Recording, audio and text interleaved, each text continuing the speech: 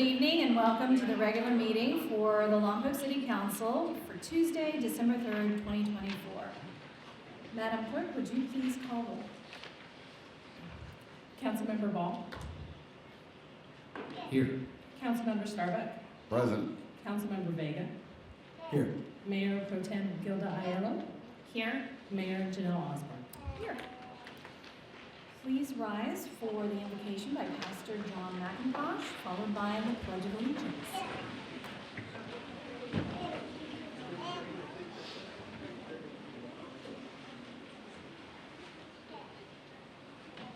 God, I come before you tonight in a spirit of expectation and thanksgiving. Lord, I'm grateful for those who serve our city, and I'm excited about the days ahead of us. I want to thank you for our mayor, for our city council and our city manager and staff, all those who've given themselves to seek the welfare of the city. I thank you for Chief Martin and our law enforcement community who serve faithfully and well with diligence and integrity and compassion in a high risk and a highly demanding environment. Thank you for Chief Fallon and our firefighters, those who protect our homes and bring a healing presence to our doorstep in times of need. God, thank you for our city workers who often labor behind the scenes in roles that are critical to our infrastructure and our future. I thank you for our healthcare providers and the work they do to ensure our vitality as a community. I thank you for our educators who work so hard to do the same. And God, as we look forward to the new year and all that it brings, may peace and grace and wisdom flavor our conversations and our deliberations this evening.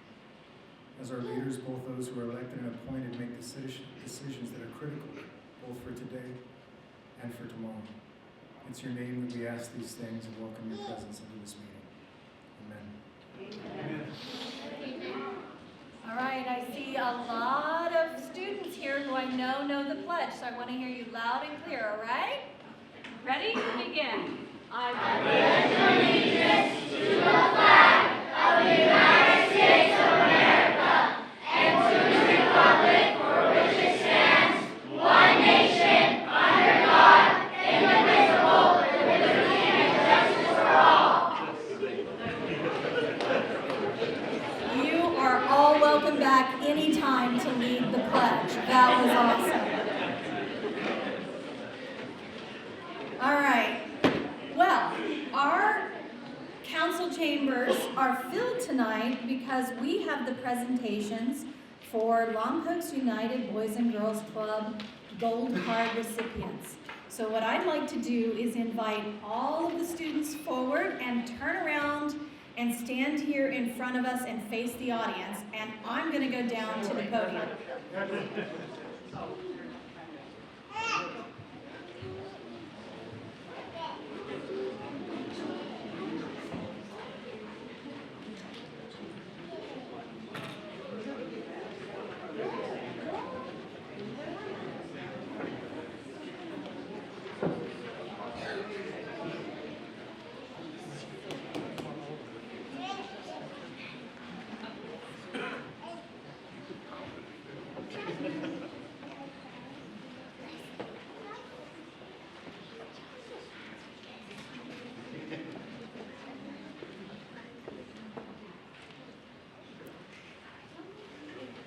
Wow, I am so proud of you all. So you're going to get a beautiful certificate from the City of Lompoc, but for efficiency this evening, we're going to hand these to the director and he'll pass them out after, and if you're not here, they'll take them back and pass them out to the club. And I know that leadership has handed me a list with a check off of who's here with the idea that I would only announce those names, but I think it's so impressive that so many students have done so well that I think the entire list should be read even if they're not here, because you all succeeded and I want it to be recorded for posterity because they can sit at home and watch the recording of this meeting and hear their name called out. But if you're here, when I call out your name, just raise it so we can all see you. And when we're done reading all of the names, then we'll clap, okay? So I'm going to read all the names. Raise your hand if it's you so we can see you. And then when we're done with the entire list, we'll clap then, right? Because it's a long list. All right, here we go. From Fillmore, we have Julia Morales, Melanie Morales, Elora Harrison, Nyla Harrison, Sonia Alexander, Brandon Hernandez, and Laura Juarez. From Hapgood, we have Jimena Oliveira, Edgar Diaz Aguirre, sorry, I tongue-tied that one, Nathan Rojas, Marco Ramirez, Lisbeth Barron, Joanna Garcia, Emiliano Vasquez, Aria Vasquez, Amelia Justice, Aria Justice, Kiara Griffin, Victoria Sines, Amity Castillon, Liliana Rodriguez, Ryder Vargas, Sal Meza, Christian Santos, Ayaya Sierra, well, that's a tongue twister, Stephanie Villarreal, Alejandro Villarreal, Andrew Bartel. And from Lompoc, we have Diego Ramirez, Ayaya Huffman, Ronan Alvarado, Jordan Herrera, Anna,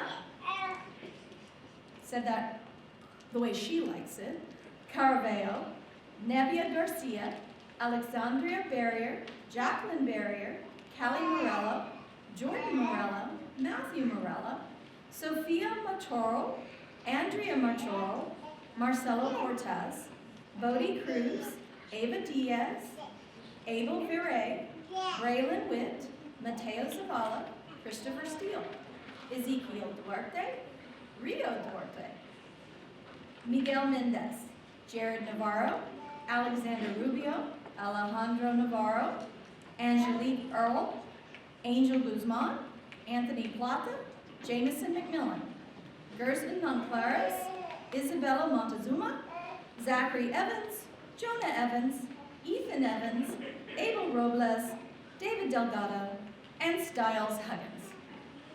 Thank you all for being such great students.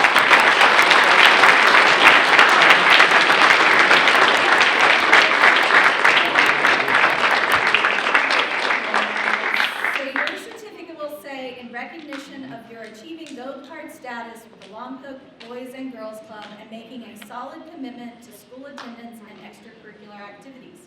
I'm going to go sit down in the chair and then we're going to all look at the camera and smile, okay?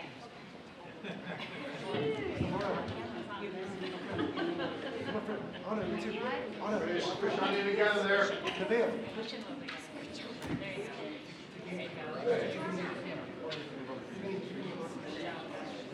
Look at the camera, please.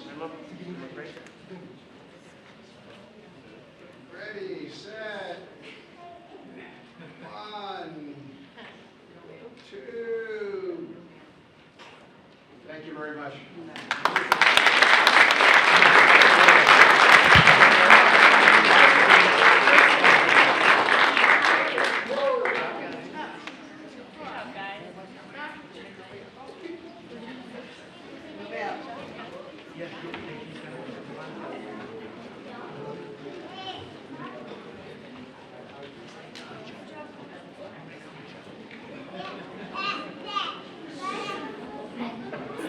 Mayor,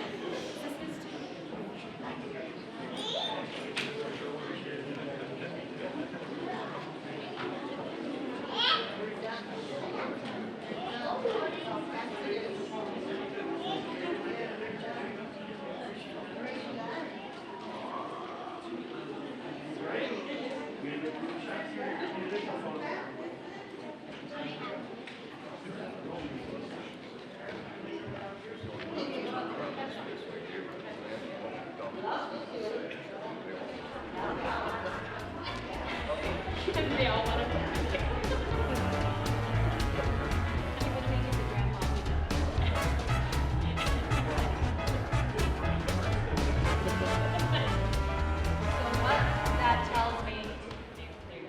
So what that tells me is we should put the presentations at the end of the meeting.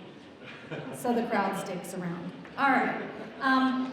Back to the agenda. Next is a city manager report. Mr. Albro?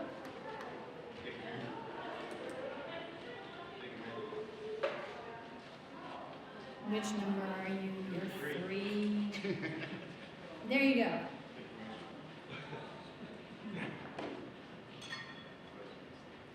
I pushed for 3. It's not. Should be going. That line? There you go. All right, we're good to go. I wanted to take a moment and recognize some of the people that did the turkey trot. The Lompoc Parks and Rec put on a turkey trot Sunday, November 25th at the River Park Fitness Trail. There was 30 people that participated, and thank them for coming out and enjoying themselves. Next slide. I wanted to the Season of Hope at Lompoc Fire Station. The fire station has teamed up with KSBY for this year's Season of Hope to help make the upcoming holiday season a little bit better for those friends and families in need. The fire department is currently collecting non-perishable food items, which can be donated to our local food banks, as well as unwrapped toy donations, which can be donated to the Toys Tots program. You can donate those at the fire station on G Street and also the one on 1100 North T Street. They'll be collecting those through December 13th, and I want to thank the fire department for doing that. It's time you want to nominate somebody for the holiday decoration contest. The Lompoc Beautification and Appearance Commission is currently accepting nominations. Nominees will be accepted until they do the judging on Tuesday, December 17th. Some of the categories will be Shining Star, Classic Christmas, Coastal Christmas, Space Age Christmas, and Inflatable Christmas. This next one's kind of interesting. If you look at the LED light exchange over the last 4 years, they've saved almost 20 megawatt hours of savings annually through this program. And if you wanted to participate in that, you can still do light exchange until Friday. And I wanted to thank the conservation team for doing that. We'll also be having a groundbreaking ceremony for the new radio system. It'll be at Ryan Park, December 12th at 10 a.m. It's going to replace our old outdated system with a new Kenwood Altus P25 system, which will deliver advanced communications to all our departments, including police, fire, public works, utilities, and community development. It's about a $4.6 million project, and it was funded through the general fund, the enterprise funds, road funds, and the internal service fund. And finally, I wanted to encourage everybody to come on out for the Lompoc Valley Children's Christmas Season Parade this Friday. Starts at 6 p.m. at Pine Avenue and H Street. You can join us afterwards at Centennial Park and Centennial Square for the lighting of the Christmas tree. There's some hot cocoa, cookies, and a visit from Santa, and it's all free. We encourage you to come on out and enjoy the festivities. And that's all I have here. Any questions for our city manager? Seeing none, thank you for that report. All right, we will move on to consent calendar. For consent calendar, you have 3 minutes of public comment. If you would like to speak on any of items 1 through 5 that are on the consent calendar, you might come to the podium for your 3 minutes, or you may call in at 805-875-8201. While we wait to see if anyone rises or calls in, I'll read the procedure into record. All items listed under consent calendar are considered to be routine and will be enacted after one motion in the form listed below. There will be no separate discussion of these items unless good cause is shown prior to the council vote. Any items withdrawn from the consent calendar for separate discussion will be addressed immediately before the second oral communication near the end of the meeting.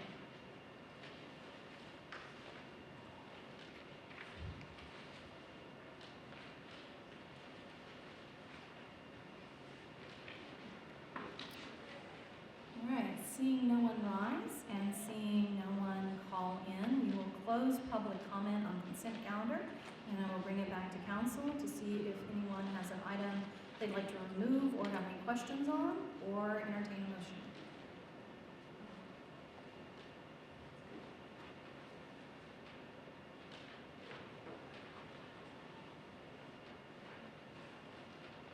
Push a button. I did.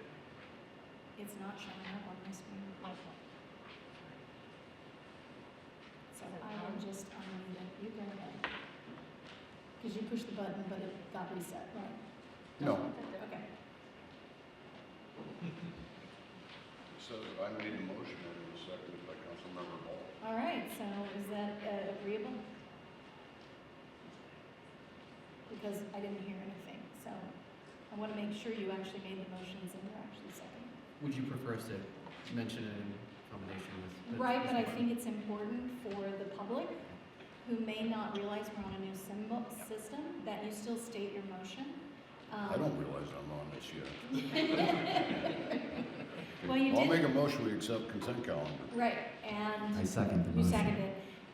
The display also shows that they've made the motion, they've seconded, but since this is only the second meeting that we're doing it, and those at home or on the radio definitely can't see any of this.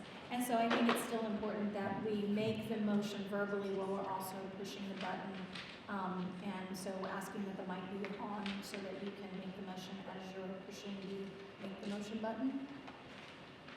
Helps with those on the radio. All right. It's been moved by Councilmember Starbuck. It's been seconded by Councilmember Ball. Are there any questions, any comments? All right, then let's vote.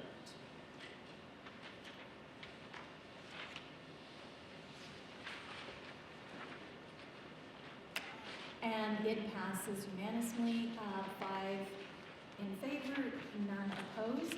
The screen, for those of you watching, will show that initially we voted and then that it voted, and then what the results of those votes were for those that are auditorily impaired. And we will still continue to do our best to announce it for those listening at home via the radio or who are not actually watching their TV and just listening to this.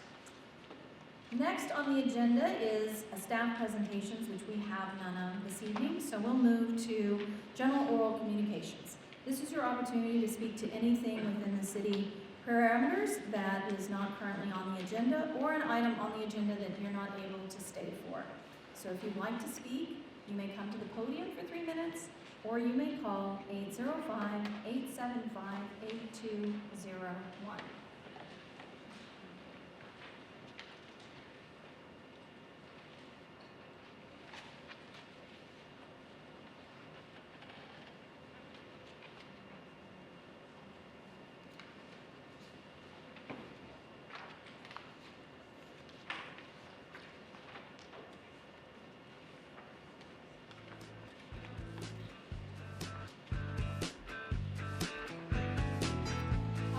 Given we have no one calling in and no one rising, we will close oral communications and come back to the agenda.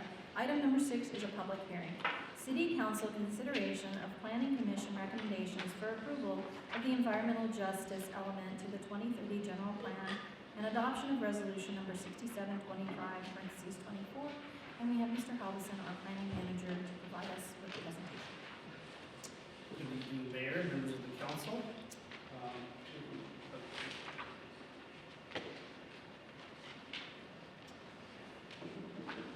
This item is the addition of another element to the general plan called the environmental justice element.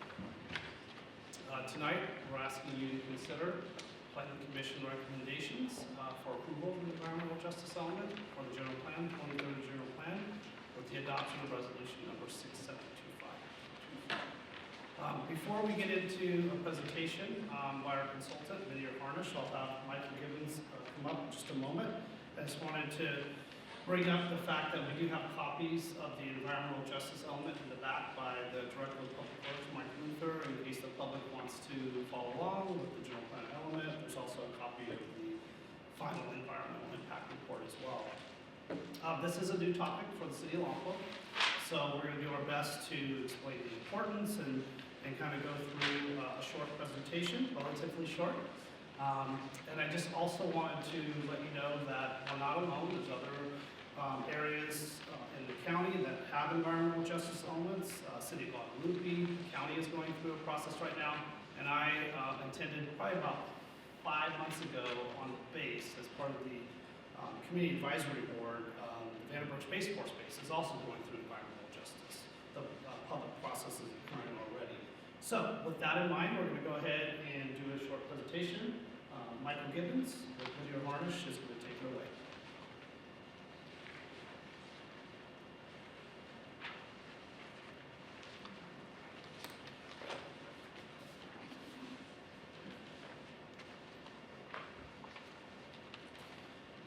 Well, good evening, Mayor, council members, and members of the public, thank you for allowing me to be here this evening to provide you a brief update on the general plan and introduce the draft environmental justice element. Brief introduction, my name is Michael Gibbons. I am a project manager for Mid-Tier Harnish. We are a land use consulting firm that specializes in general plan updates, housing, zoning, and regulatory compliance. I am the task lead for this specific project. This is as Brian had mentioned, only a part of the larger general plan update that is currently taking place. So the city is going through a housing element update, safety element update, a circulation element update, and this would be a new element, the environmental justice element. What I hope to do is provide an overview of what environmental justice is. This is a relatively new topic. Explain how and why the city is going through this effort, and then walk through the draft that we have for recommendation for you this evening.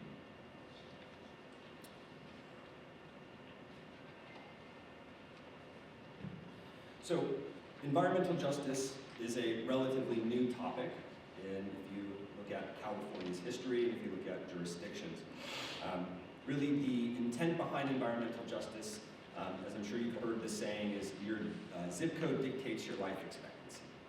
And so the state of California has really tried to address this topic and address environmental and demographic and socioeconomic disparities that exist in California communities.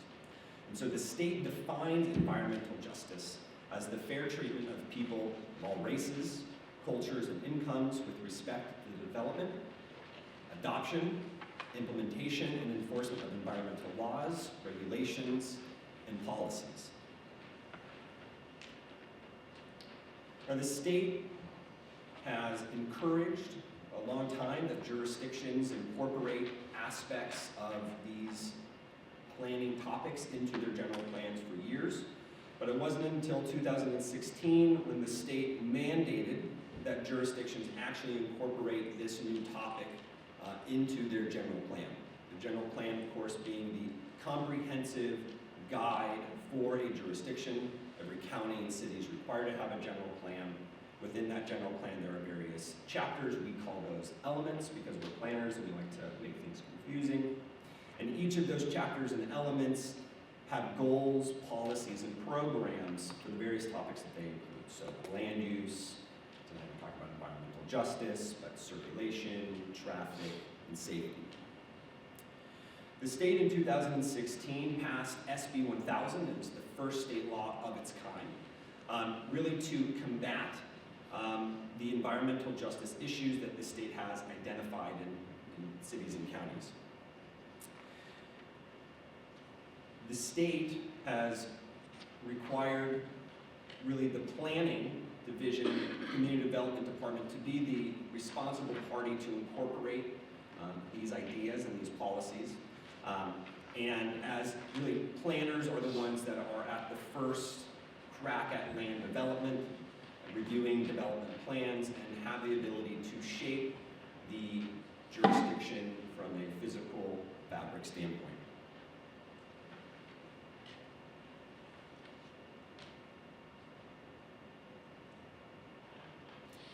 SB 1000 really, at its core, addresses that there are certain portions of communities, as I had mentioned, that experience a disproportionate amount of both environmental and hazard burdens than other areas of jurisdictions. And what statistics has shown and what its history has shown is that a majority of those areas that experience those of those environmental and health hazard burden areas are also typically low income and also have lower educational attainment and typically are census tracts of areas that are higher minority populations. So there is this almost one-for-one or a correlation between the two.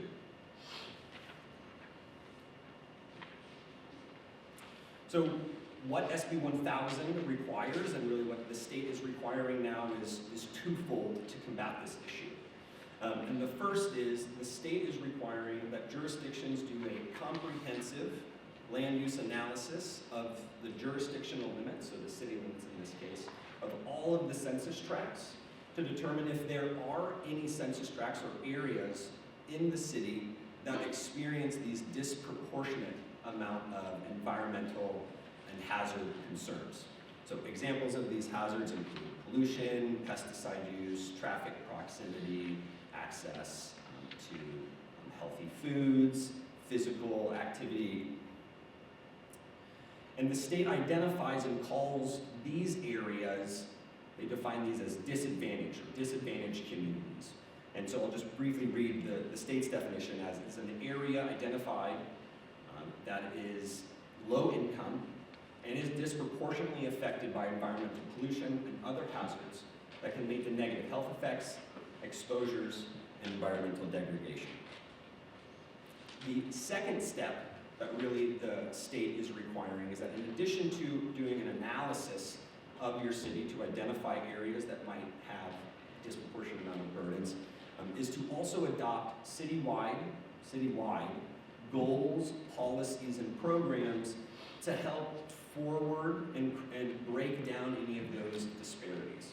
A lot of these topics are typically best planning practices, so encouraging outreach, encouraging the siting of appropriate land uses, encouraging physical activity, increasing the amount of sidewalks, tree canopy, just typically good planning practice goals and policies. So now I'd like to touch on how and really why the city is including this as a new element. And the first trigger is, well, the state is requiring. So the state says that if a jurisdiction is updating 2 or more of its elements in its general plan, at that point, that jurisdiction must do this analysis, must analyze the city to see if there are any areas that experience higher, again, pollution, environmental burdens. In this case, the city is updating 3 elements that triggered then this analysis. Another trigger is if there are known environmental justice communities or these communities of concern, disadvantaged communities within the jurisdictional limits. And for this particular project, to address the state law mandate and to adequately address this topic at a jurisdictional level, we recommended the incorporation of a standalone element. So the state doesn't specify if it has to be a standalone element, it just says you have to address environmental justice. We felt that in order to give this topic, make it a priority, have it be standalone, have it be easier for the public to reference and use, having it as a standalone element of the general plan was the best option.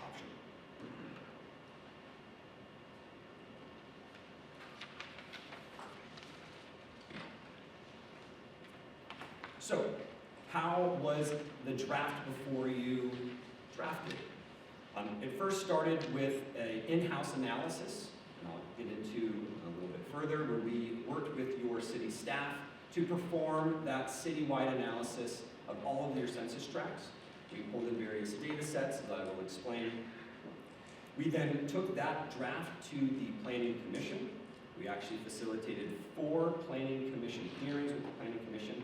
At each of those hearings, the Commission provided us great feedback that we then incorporated into the various drafts, recirculated that out to the Planning Commission, and before you tonight is the clean recommended draft from the Commission. A summary of the comments, the various changes and requests to the drafts throughout that process is included in the staff report as attachment 3 for transparency, so we can all see what was initially changed from draft to draft. Another, I would say, arguably more important aspect of this project is not only engaging the public and elected and appointed officials, but really engaging the public. Environmental justice is not only a topic that is looking at data sets and statistics, but it's also getting real-world lived experiences and documenting those as well. So our team put together we felt a fairly robust community outreach program for this effort. We facilitated a pop-up booth at the community market. We feel it is easier to go to the community as opposed to asking the community to come to us. That was a successful engagement. We also facilitated a formal workshop at Lompoc High.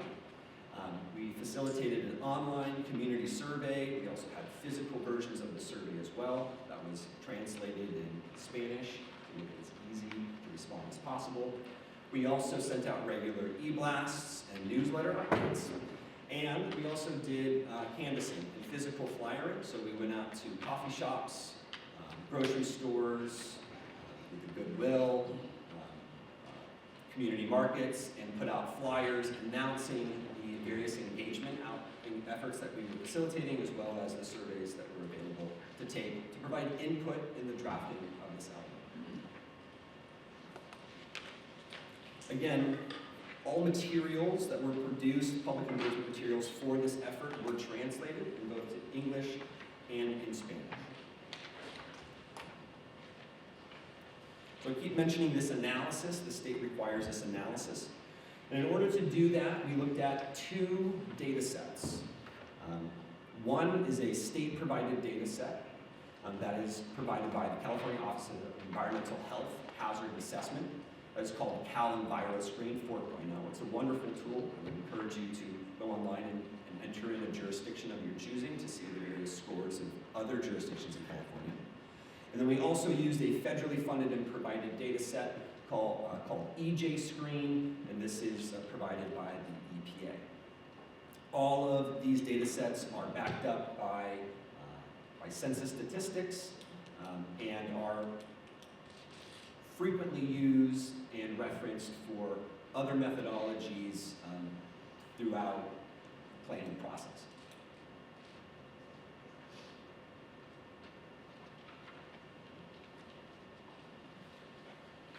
Through this effort and through this analysis, we ended up finding and identifying some communities that met that threshold of what the state would clarify or categorize as a disadvantaged community. Now, we as a team and in consultation with city staff felt that the term disadvantaged community isn't really giving credit to these areas of your jurisdiction. These areas aren't necessarily disadvantaged. They aren't worse than another portion of your jurisdiction. They just have unique aspects that make them and have them qualify into this higher threshold of environmental risk and burden. So for this effort, and what you will see referenced throughout the element, is we are referring to these communities that we've identified as the community of focus. And this is a group of 5 census tracts within the city that triggered or fell within that category of the state's definition. And so when we talk about a community of focus, what we're referring to is the area that is encumbering the census tracts in the city that experience lower incomes, lower levels of education, higher proportions of minority residents, and disproportionately large burden of exposure to environmental hazards, so pollution, traffic proximity, and socioeconomic barriers. As mentioned, there are a total of 5 census tracts that were identified in this analysis. And here is a map of collectively what we are referring to as the community of focus. So if we had to think about the steps that I had laid out that the state is requiring, step 1 is to do an analysis of the city to identify if any of these areas exist. This is step 1. We've completed that. We've identified 5 areas. Here is just a breakdown of the census tracts.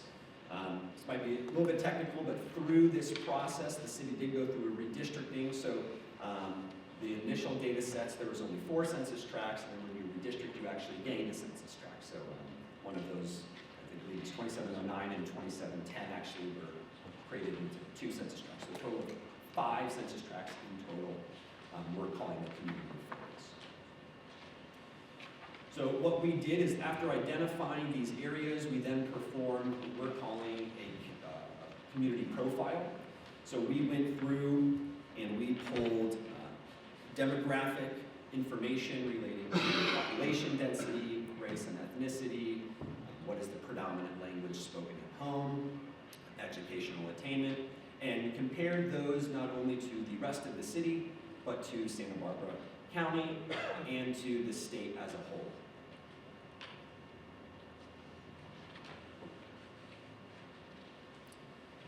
And in our analysis, what we found is that within the city, and specifically within this community of focus, there are really three main topics of concern that this environmental justice element hopes to address or aims to address. And the first would be pesticide use and pollution exposure. Now, pesticide use, this is not an issue that is specific to the community of focus. In fact, 8 of the 10 census tracts within the city are experience over 75% higher pollution exposure scores than all other census tracts in California. And that makes sense. You are an agricultural-based community. You are surrounded by farmland. So pesticide use, we would expect to be higher.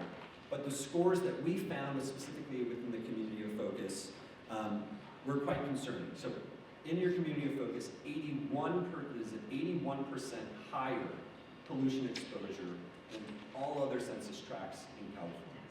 So it's an important topic to be addressed. It is also a difficult one to be addressed because pesticide use is really handled at the county-wide level.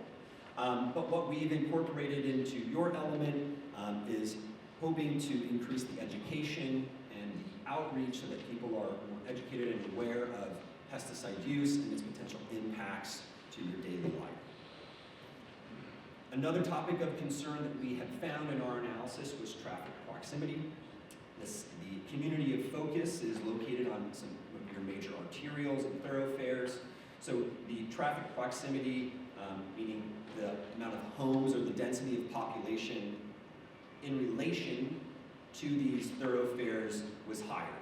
Why that is a concern is we have found statistically that those that live in high traffic areas are more at risk of vehicle collisions. They have higher risk of pollution exposure to greenhouse gas and vehicle emissions, and typically a decreased physical activity due to perceived safety concerns wanting to walk and bike along major thoroughfares. And another topic that was identified in our research were some risk management facilities. So the state and the federal government has requirements for certain facilities that might be more hazardous than others. There are some within a 3-mile radius of the city, and so just naturally it kind of flagged it as a topic of concern.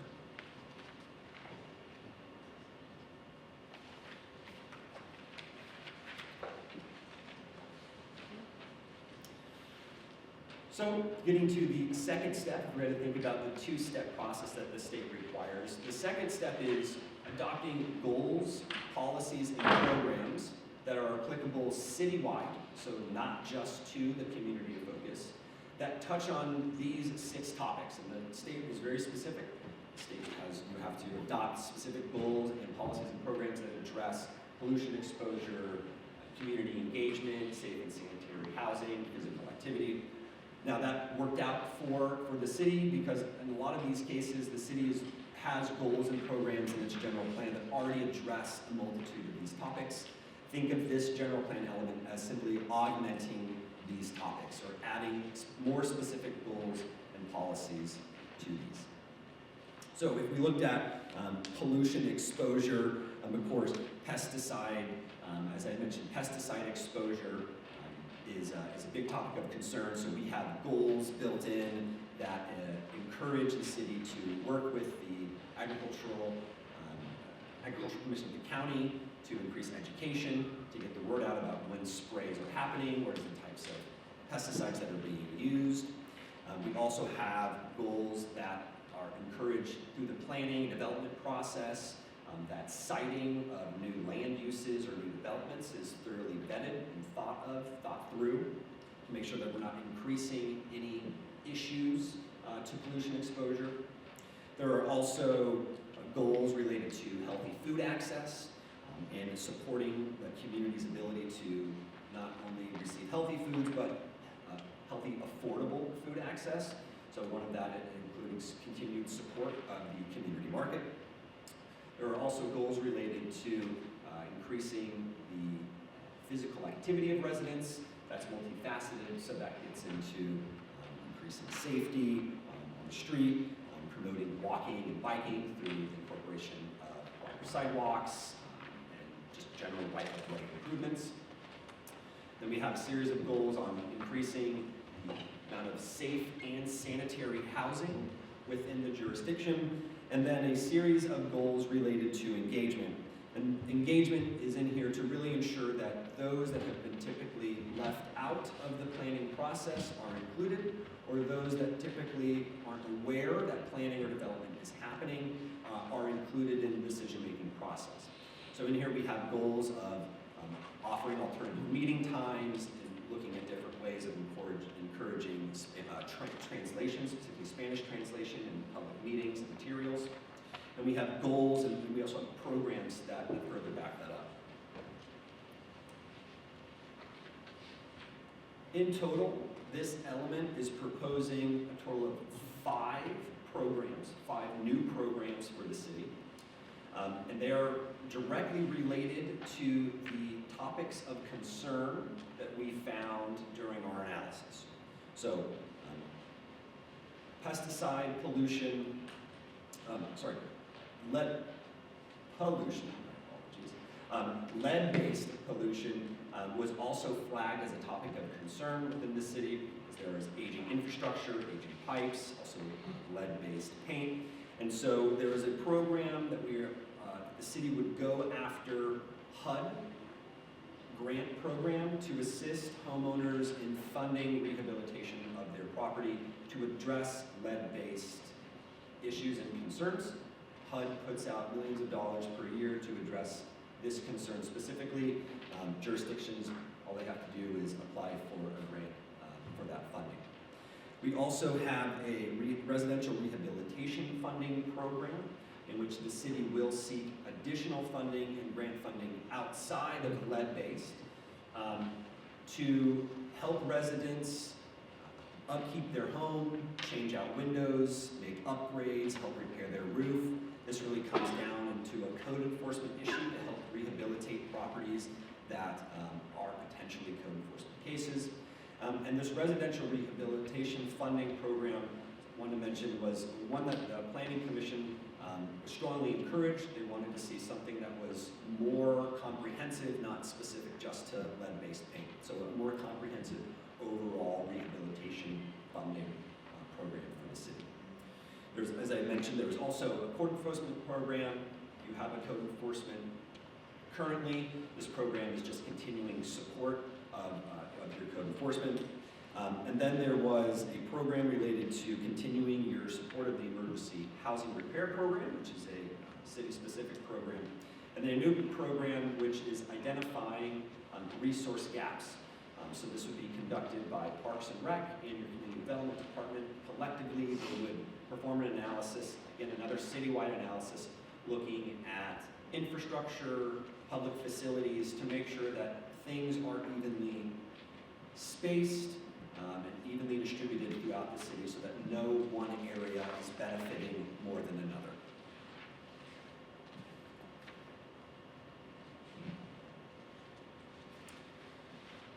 And we did receive public comments for this item. Those are included in attachment 4 of the staff report. And no other additional comments for this item have been received to date from this most recent city council meeting.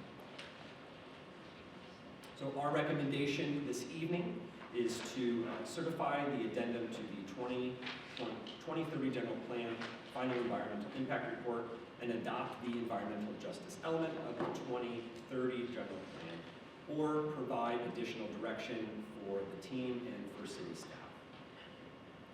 That concludes my formal presentation. However, I am available and more than willing to answer any questions. I know this is a confusing topic, so thank you. All right, I'll bring it back to council. Any questions for our staff or consultant?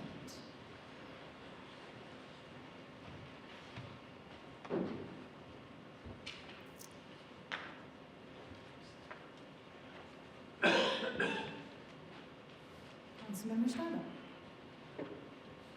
It appears that the only thing we needed to do was just to file this. It seems as though we went ahead and, with the exception of 2 items, we don't meet any of the 75% or better requirements that you've listed here, Cal Enviro and the EJ screening and all. But then we went ahead and chose 2 census tracts. And we said, oh, you know what, we got 2 more that are close to it, so we'll add those, and then we break out, and now we got 5 total, and none of them have met the 75% that you say was the filter for identifying environmental justice in the communities. I'm kind of like, why? It's like we made work for you and ourselves by doing this, when we only had 2 items that you listed over here, you know, spray and lead, pesticides and lead. Is there a reason? So the Attorney General's office has been extremely involved in the environmental justice elements. You can go on the AG's website and you can find they are so willing to post all of the jurisdictions that are currently out of compliance. Are we out of compliance? Not with the adoption of this element. But we're adopting an element, but we've also thrown in all kinds of goals and problems that we really don't have. It's almost like we're creating them. So these goals and problems certainly exist. We have statistics and demographics to back that up. But What we not have bad done is enough to we be have in done- the top 25% here. So what we have done is is the best practice. So even though communities may not have a census tract that might meet the exact threshold, the AG's office has issued letters to jurisdictions where there are census tracts that might be right on the cusp. Is and that they- us? Correct. So So there we are, got a letter from the Attorney General that says, go ahead and add these 2 and throw in the other 3. not correct that you received a letter from the Attorney General, but correct in that you have some census tracts that are right on the cusp of falling into the state's definition. Now, it is the jurisdiction's. So what we did is Ability. we made a decision for the Attorney General office here is what we've done. We made a recommendation for best planning practice based on how aggressive the Attorney General's office has been on this topic, on what we've experienced in other jurisdictions. Plus, I think it is important to say that the goals, policies, and programs in here are really best practice planning goals, policies, and programs, many of which are already being done in some informal fashion. And so what we're really doing is just is codifying those, bringing those to the forefront and addressing those so that it's made public citywide. Yeah, it seems like we've spent a lot of money here on something that we're pretty much already doing, but anyway.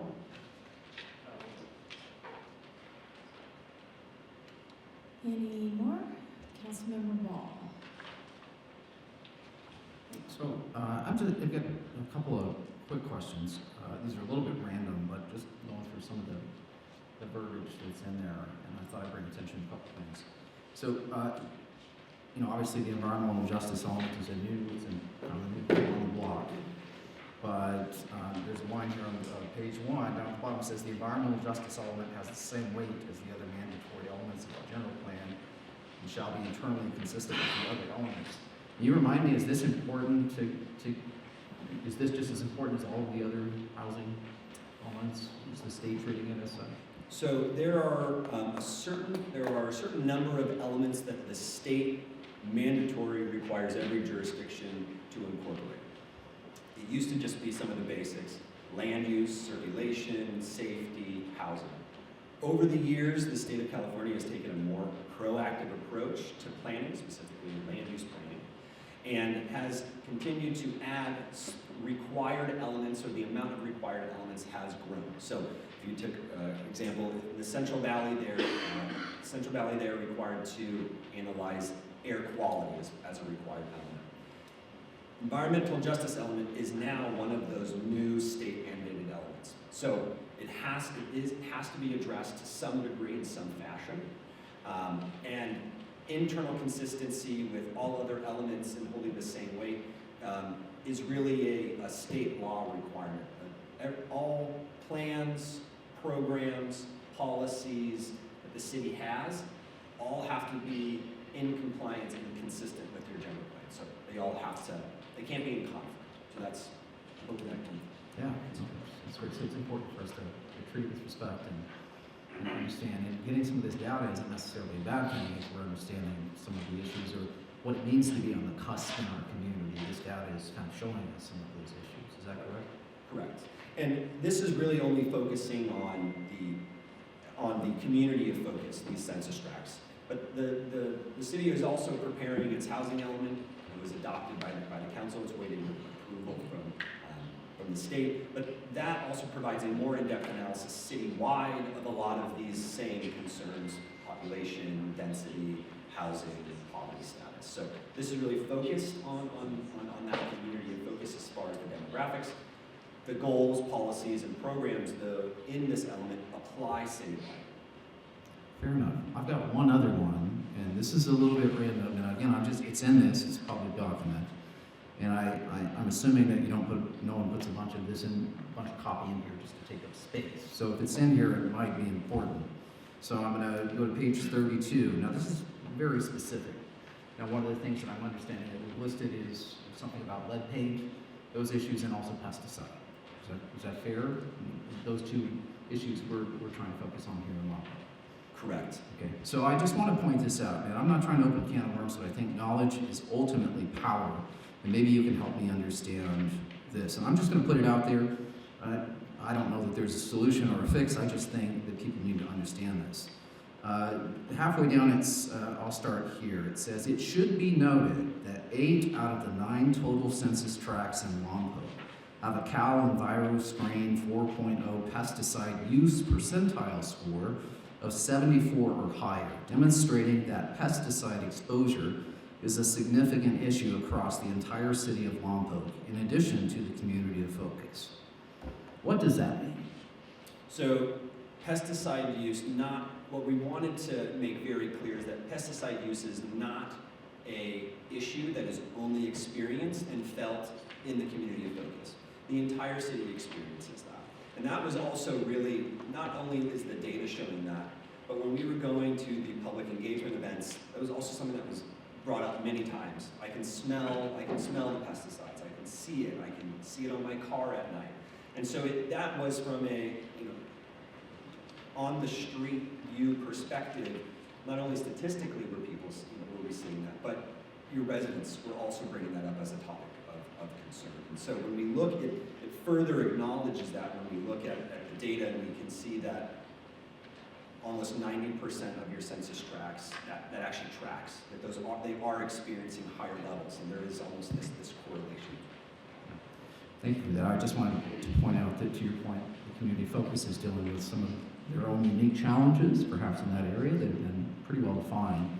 But there are also some of these other issues that have been highlighted in this environmental justice report that show that our city is maybe facing some issues in total. So again, this data is important because, again, how we treat the future, how we plan towards making adjustments, how we take any of this seriously is going to impact future generations. So again, I hope we take this seriously. Thank you for your answers.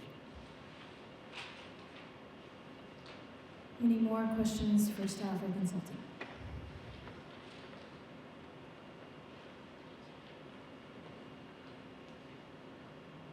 Councilor Vega.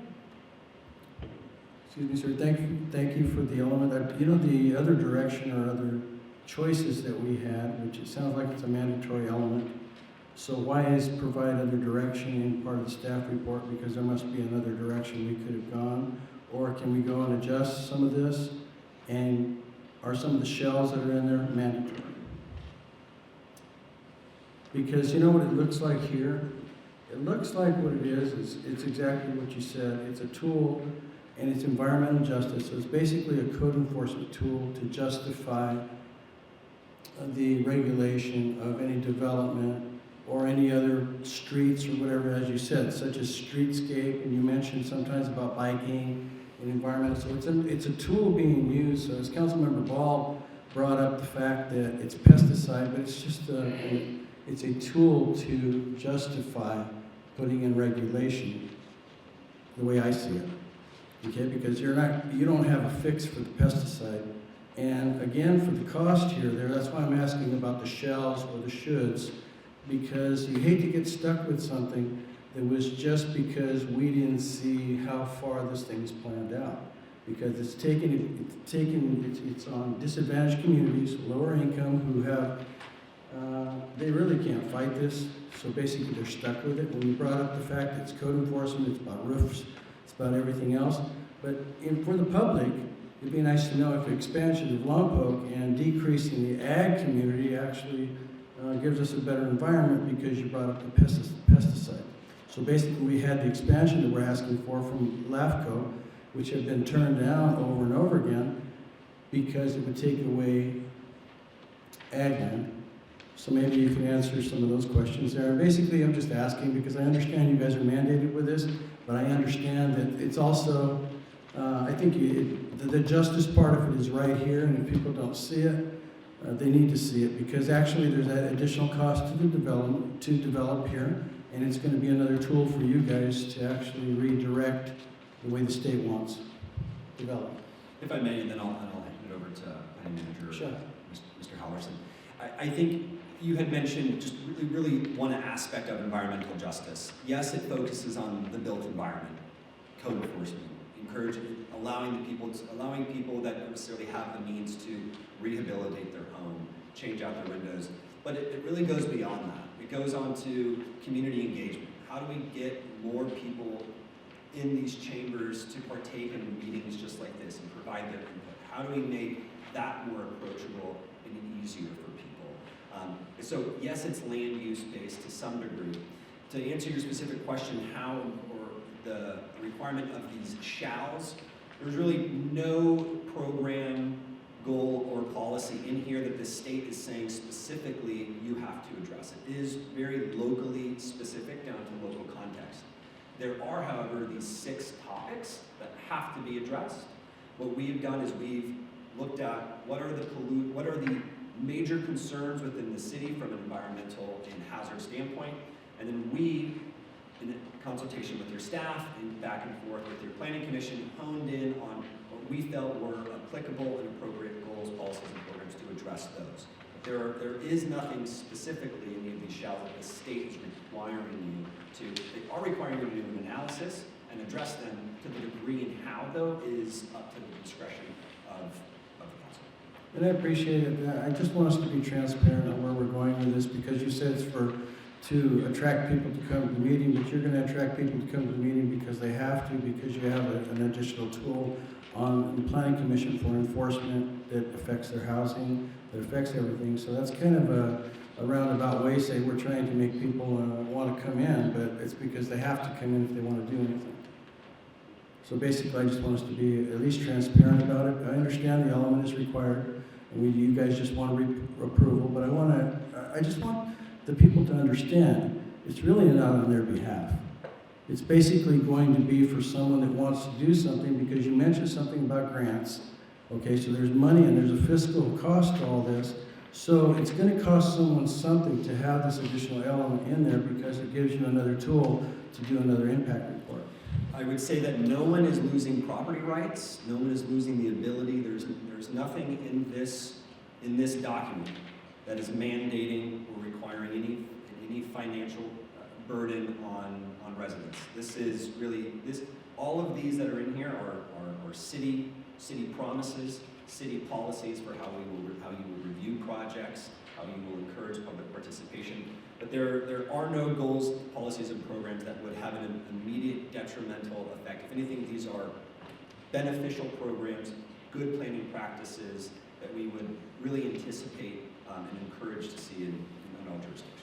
I got you. And I guess one other question, sir, and I appreciate the answers, but is there any benefit to developers who might come in on opportunity zones here in town based on this element, where basically someone with a lot of money can come and take advantage of that because there is a lower income demographic here, okay? Because it looks like sometimes it's a little bit skewed, because you're using the health hazards for lower demographics, ethnicity, traffic patterns. When you have a small community with 4 districts, it seems like it could be a little bit unfair. You know, if it was a large community, you'd have a little bit more expansion. They won't let us grow here.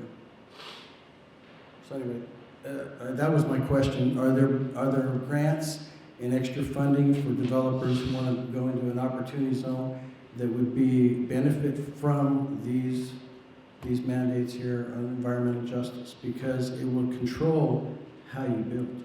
So this element does not propose any special housing concessions, any waivers, any development regulations for developers within the community of focus. In fact, the goals, policies, and programs are city-wide specific.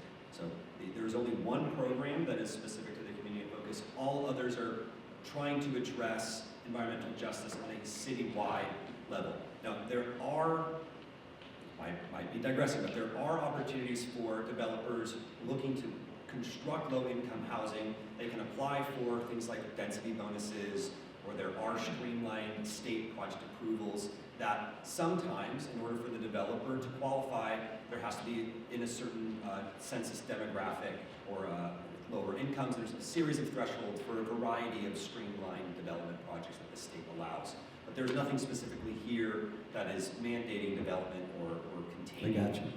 You answered my question. I think the other question was, as far as the additional cost of adding this element, okay, to someone that wants to build. That might be something in Brian's end, you know, because I know there has to be, it's not free. So how is that reported, and how is that going to be put into someone who brings in a development package and asks for a fiscal impact, and then they're here for street impact and whatever, okay? If they want, are we going to be chasing people out, or what's going to happen here? How do you anticipate this? Councilmember Vega, if someone comes in with a development application, this element in itself is not going to add costs to a developer or an applicant that wants to build. What it is doing, and I think Michael stated it very well, is it is highlighting areas that are of concern. There's a number of them that have been listed.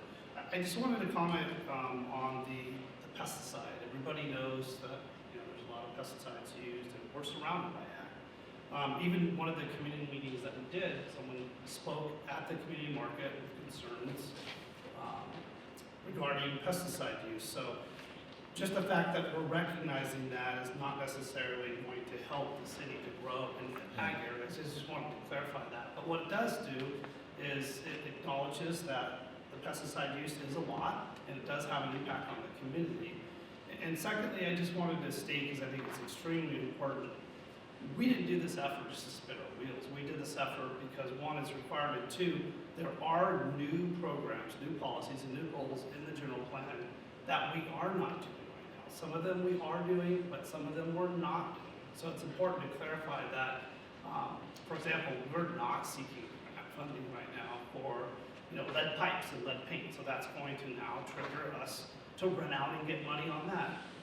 Another thing that we're not always doing is we're not always translating all of our materials and public outreach materials in Spanish. So now that we've highlighted that is going to be something that's going to come up in probably the future budget process, or we're going to want to be a little better at that.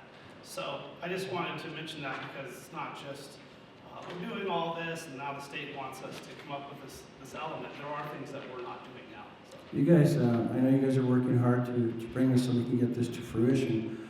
But again, on our staff report it says, or provide other direction. Now, what are we up timeline-wise? And yes, it's easy to approve it, but what would have been the other direction that staff put in there that we could have taken? And do we have time to do anything else, or was that just for a modification if we chose to take out a few words or something? Just as Councilman Starbuck mentioned. Yeah, no, certainly we are always open to hearing the council and any edits or changes they want to do to the document after your review. You don't have to move forward with the element. If you have some input from for us tonight, we'll go back, fine-tune the element, bring it back to you with any edits. And also, I think it's important to state that unlike the housing element, this does not need certification by the state. So once adopted, it becomes part of the city's general plan, and now we're going to enforce it. But it's not something that now we're going to send it to the state, they will review it and say, hey, change it, and then it comes back. So that's good news. Yeah, thanks for the explanation. I appreciate it.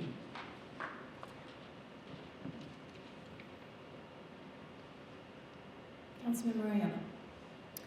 I just want to state that when I look at this, I'm actually a little bit shocked at the conversation on the dais, because when I reviewed this, and from my perspective, I'm looking at it and I'm seeing that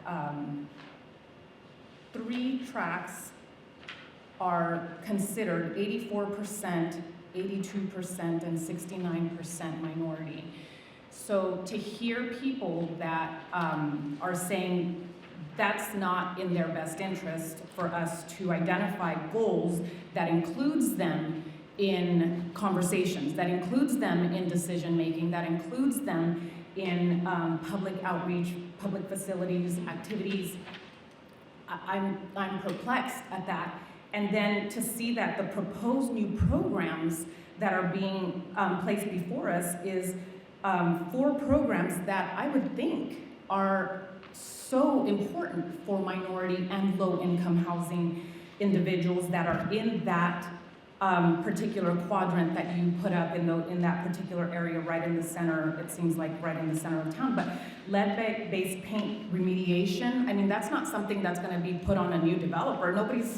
Nobody's developing with lead paint today, you know. That's something that helps us to regulate anything that is existing, that we can bring some remediation to that. Residential rehabilitation funding, I mean, I would think that we would want people that own multifamily or single-family residential to want to upgrade their facilities so that the people that are living in these areas can have a better opportunity of housing. Code enforcement, again, how do you keep a neighborhood clean and manicured when there's no CCNRs or there's no any of this other stuff, is by us as a community working together to be able to say, hey, we want to keep this area an area where everybody thrives, not just in the areas where people can afford it.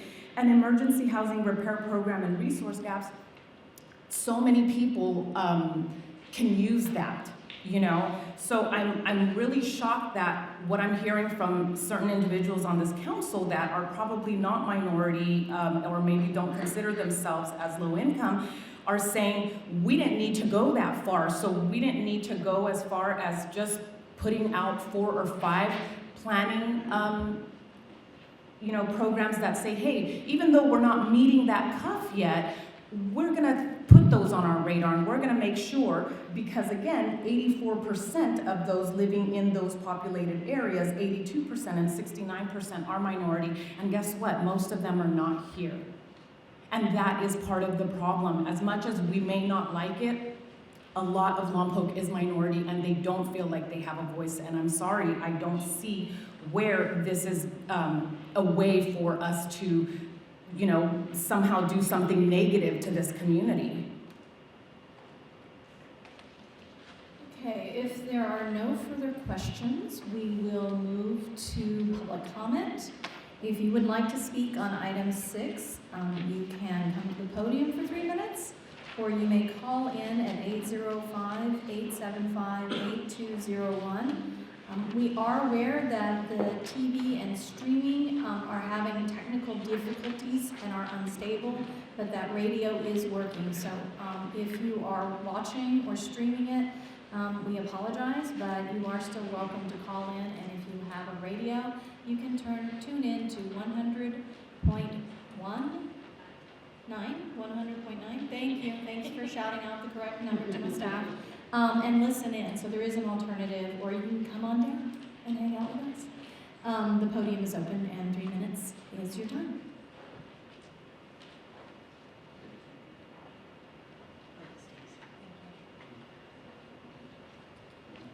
Hello, Council and Mayor.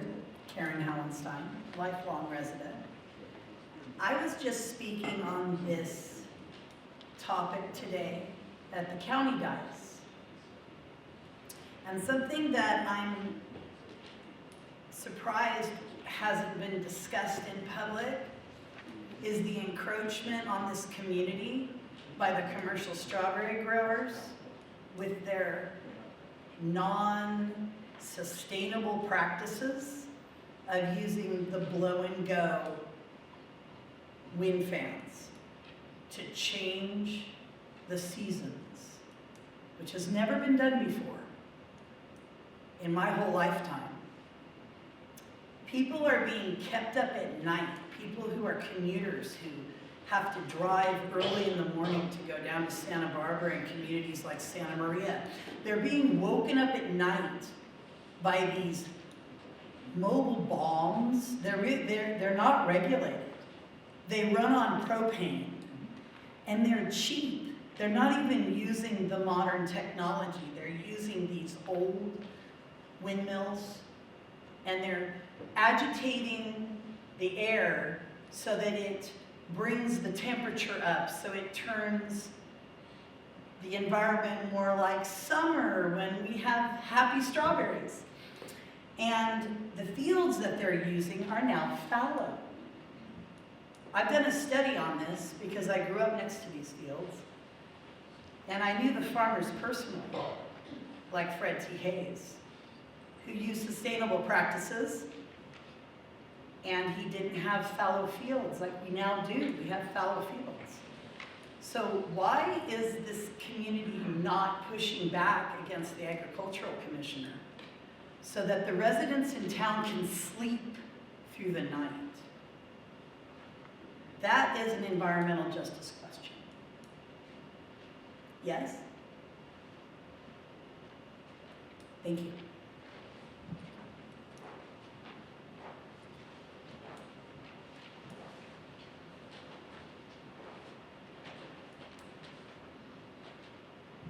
Hello, Carl Jones, citizen of Lompoc. I'm actually the guy that brought up the pesticides at your meeting. But they could fix the pesticide problems within this city if the state would change their policies. Because the agriculture is required at a certain amount of time to put the pesticides, herbicides, fungicides out in the fields. They have to be a certain distance off the plant. And at that time, the prevailing winds of Lompoc would blow straight into the city. And in the morning, when the wind changes, it goes straight out of the ocean. But you got this large window every day where it's just nothing happens. And you lay the stuff on there, let it dry, no issues. So instead of burdening the city with pesticide issues, why don't we burden the state and say, fix your stupid policies because you're over-regulation again. Okay, because it is herbicide, pesticide, fungicide. I drive to work at 3 o'clock in the morning. They're still out there with their tractors, big old floodlights, sprayers, about 4 foot off the ground, going through the fields. And they've been doing it since dark, because that's what the state requires. Okay, but now we gotta come up with policies within the city for something the state created. I'm sorry, it makes no sense. The heater issue, fans, I hear them too. Cold mornings, they got all this propane tanks going. Fans blowing heat across the plants, keep frosting up.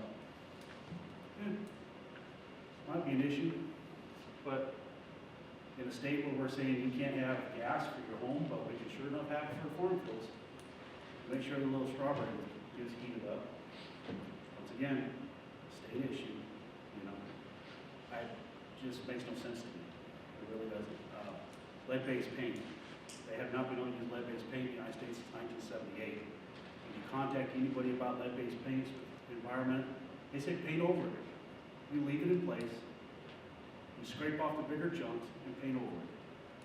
But whenever you say lead-based paint to people, they start freaking out. So, you know, it's the same with asbestos, you know. Oh, you got asbestos. We freak out.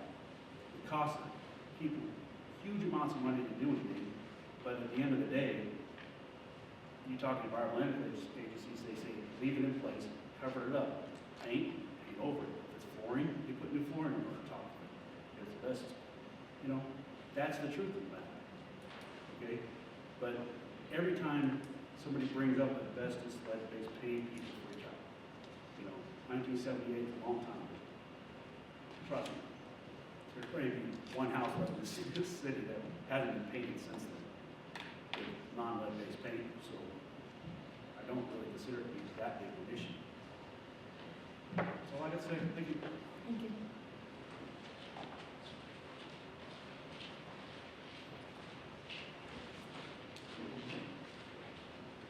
Hello, Council. My name is Michaela Craigness. I've lived in Lompoc or on Vandenberg Air Force Base for almost 25 years now. And on this topic specifically, I personally would like to admit that I was and found it honestly quite enlightening. I, as somebody who is a person of color, but obviously is not part of the minority that is almost in many ways a majority in Lompoc, still finds things like this to be very impactful. My father and my mother, they were military, and we ended up here as a part of military service in 2008. My parents moved into a new house that was built in Briar Creek and is not part of this zone. But since coming back from college, I have moved into a house that is a part of this community of focus, and personally have found it quite enlightening. I do agree with Councilman Wall that knowledge is power, and in some ways I would like to push back on the idea that by looking into this and finding this data that we have created problems for ourselves, because I believe that the greatest defense is a good offense, and that now that we know that these things are something that we can be considerate of, or things that could potentially get worse as time moves forward, we can be proactive about moving forward in a way that will alleviate the pain for people like me and my husband who are currently renters but would potentially look into buying a house but are not in the financial situation, like my parents who have now lived in 2 brand new homes since they have moved around, since they've retired from the Air Force. And knowing that even the house that I live in right now, my landlord is a person who was like, well, if we choose to sell it, we will let you know.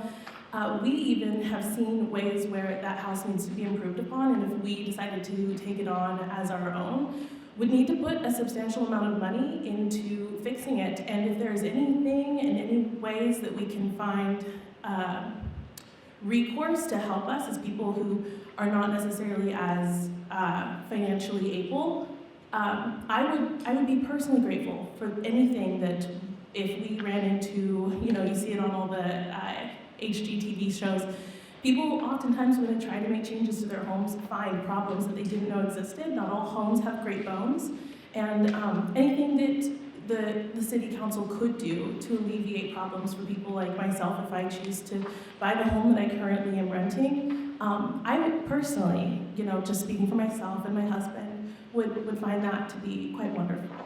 So thank you for your time and your consideration.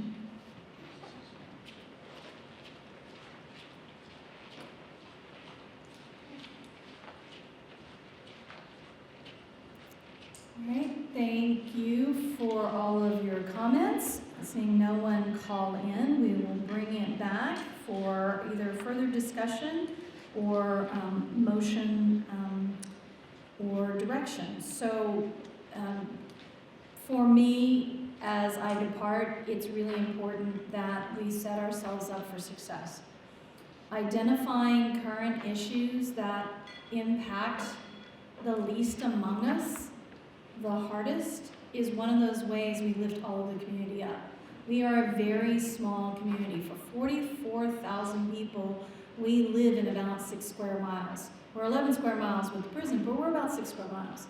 So identifying the tracks that are hit the hardest and helping them ultimately helps all of us as a community and helps improve our health across, as you saw with the pesticide affecting all of us.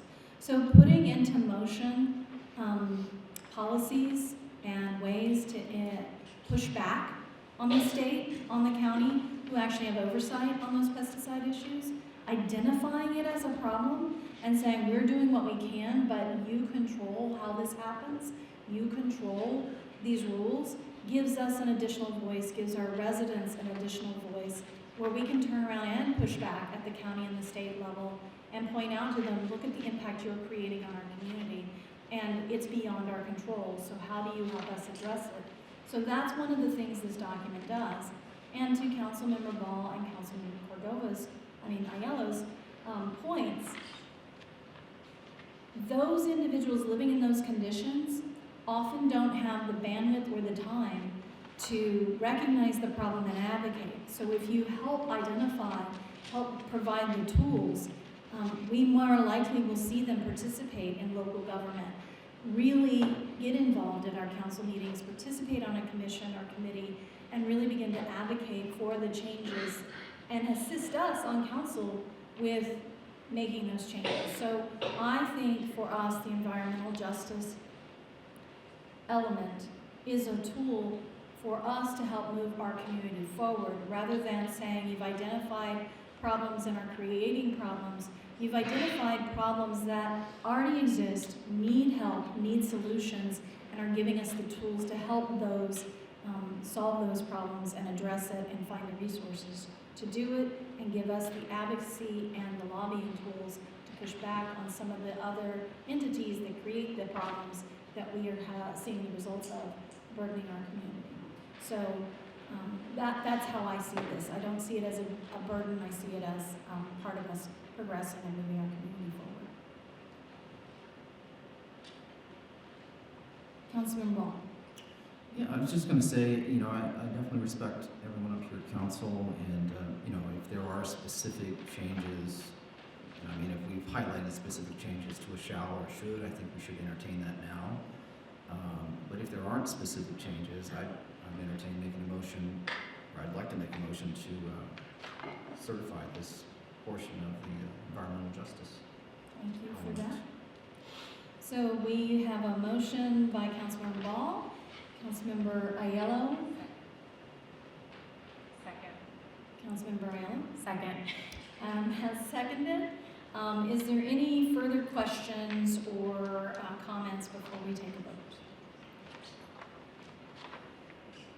All right, seeing none, let's vote.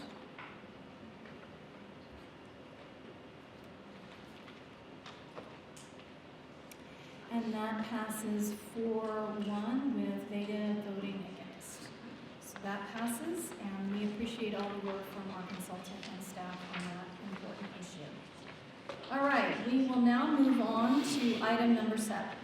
Item number 7 is adoption of resolution number 6724, parentheses 24, approving an initial budget appropriation and recruitment of a non-represented part-time general executive professional to establish the Vandenberg Community Consortium, and authorizing the city manager to execute documents related to the establishment of the Vandenberg Community Consortium, receive and review Vandenberg Community Consortium draft bylaws.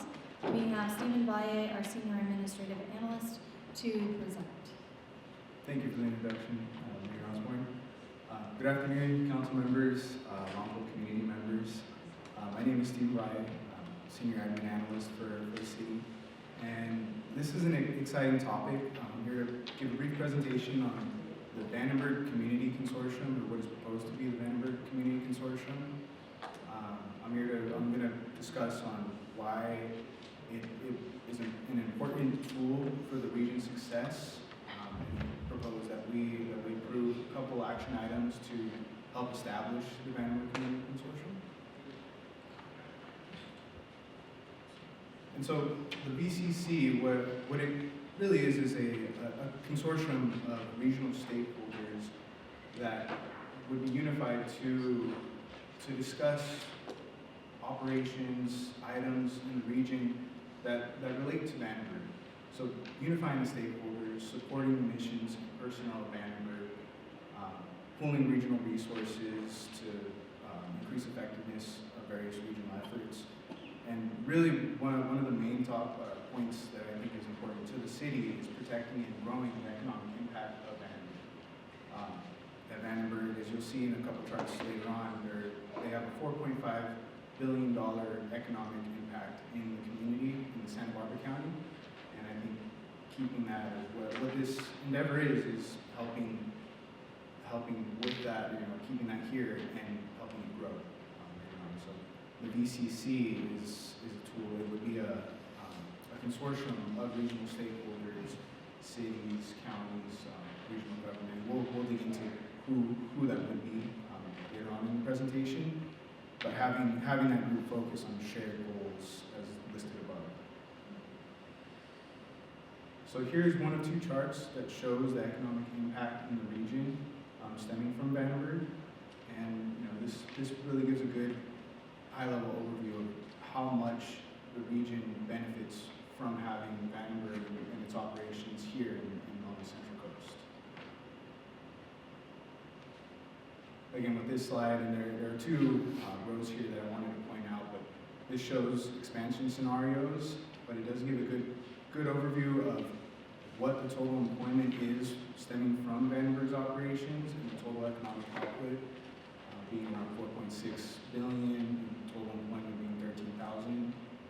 And you know, I think one thing that everybody here, anybody at home watching, anybody you know in Lompoc would really allude to the fact that there have been more frequent launches, and so these numbers are actually probably pretty low since this was done in around 2020, 2021. So this year too, just to add another level, why we do or we would want to establish such a consortium and drive this kind of work, this kind of effort is, this is a quote from FBI Director Christopher Wray's comments to the House Select Committee. I'll leave there for everybody to read through. Given we have radio, why don't you go ahead? It's short enough that you read it.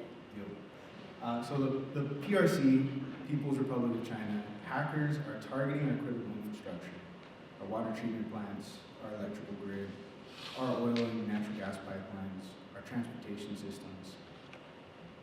And you know, later on in that article, another one of his Director Wray's comments was, if every FBI agent focused on intelligence were to be positioned in the cybersecurity realm, we would still be outnumbered 50 to 1 when you look at what China's numbers are for cybersecurity. So, you know, the VCC is a consortium of stakeholders that would have that discussion. You know, would be talking about cities talking about what their cybersecurity efforts are, what are our installation resiliency, what anomalies between utility providers are being seen, what we can do to improve that, to enhance our resilience. You know, and having Vandenberg here, they're a huge national security asset, and having the local community, the region, be a part in that discussion with them adds another level of success to the nation.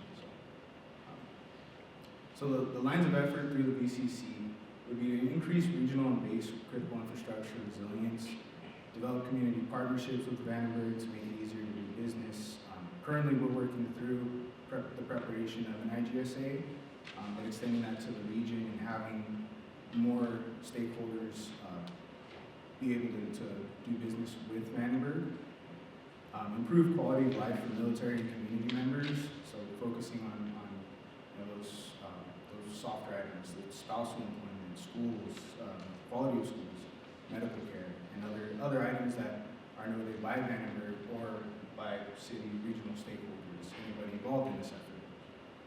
Increasing inventory of workforce housing for the military and community, that's a huge topic. I know they've expressed interest in just more and more housing. They want to grow, so you know, having that discussion, having that focus, and you know, bringing that to state and local regulatory agencies through this effort. Those are some of the lines of effort. I know there's likely more.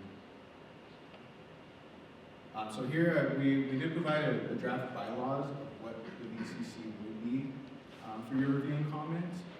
The VCC Board of Directors would be one representative from each member organization, and the city of Lompoc specifically, we are taking a leadership role in being responsible for administrative management, oversight, consulting contracts. So we are recommending to approve the hiring of a non-represented part-time general executive professional to implement the VCC's strategic vision and really work towards the entire VCC effort.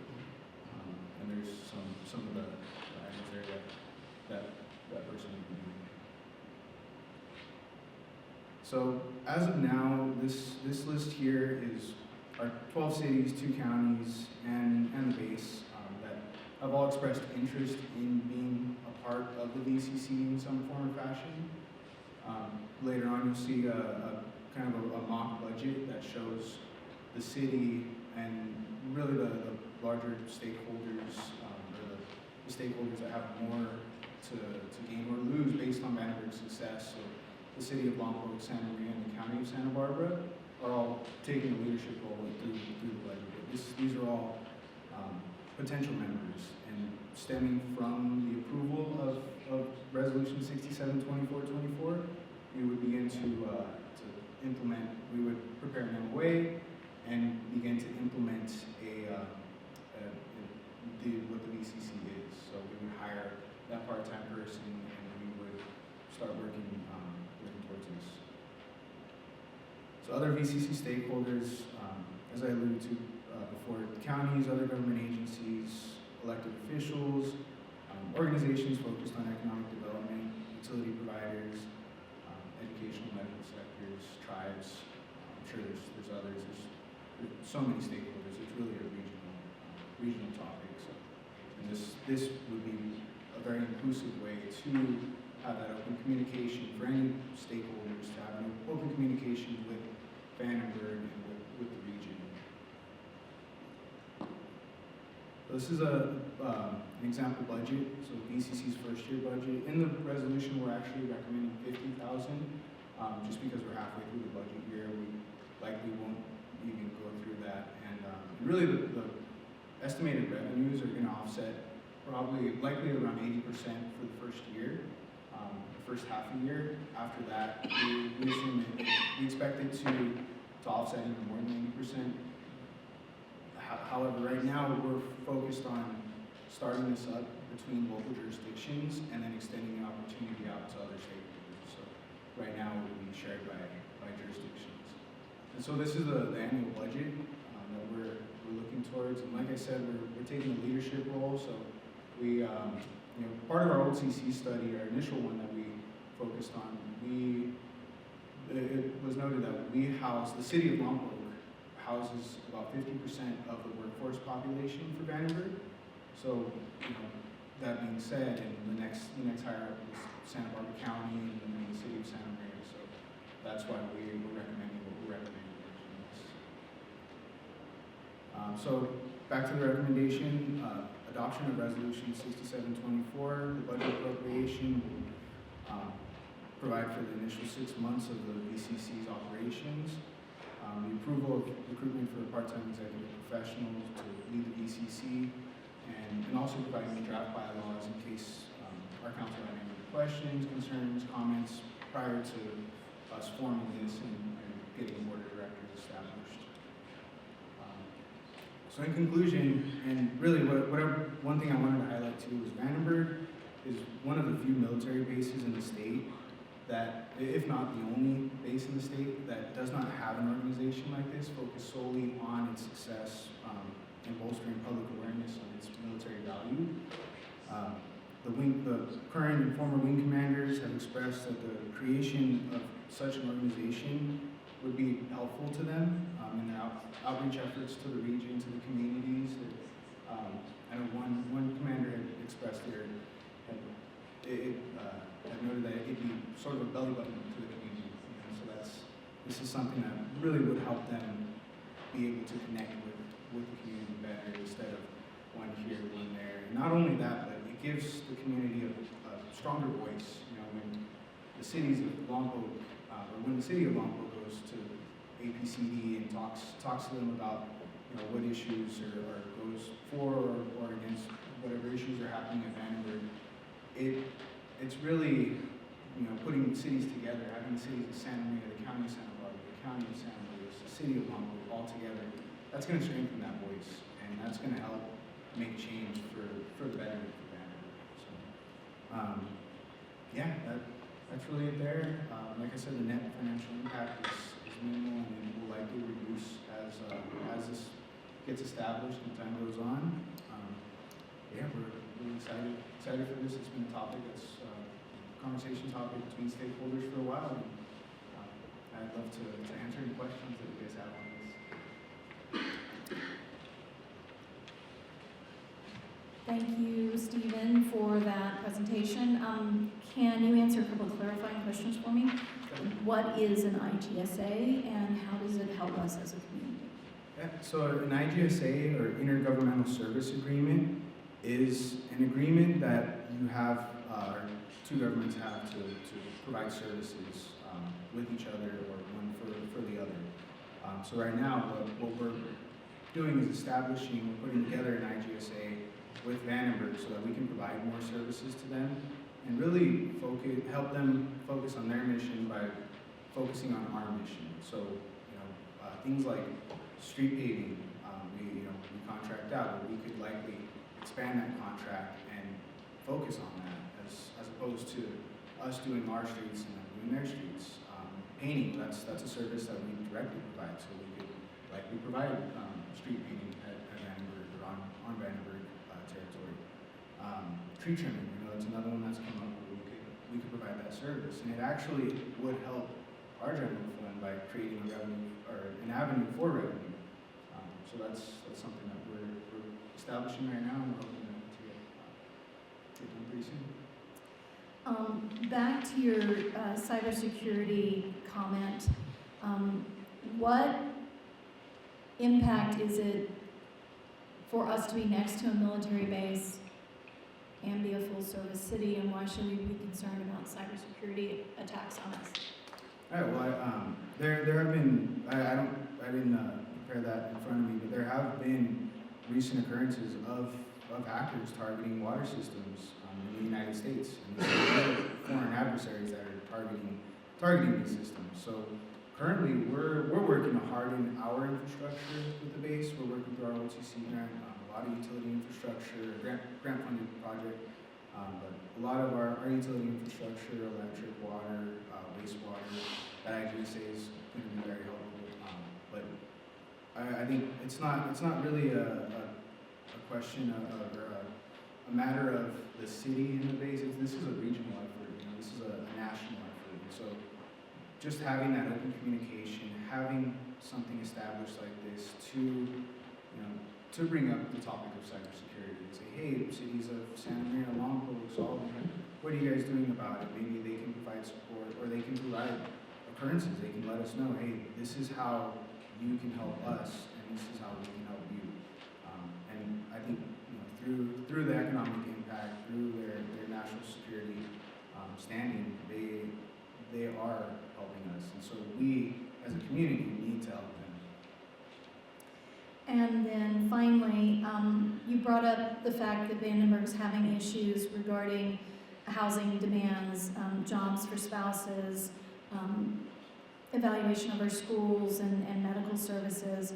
So how does identifying the fact that Vandenberg's having the same problems that we as a community have, that Santa Maria has, that Solvang or Aurora Grande have, how does that, as a consortium, how does that improve the discussion?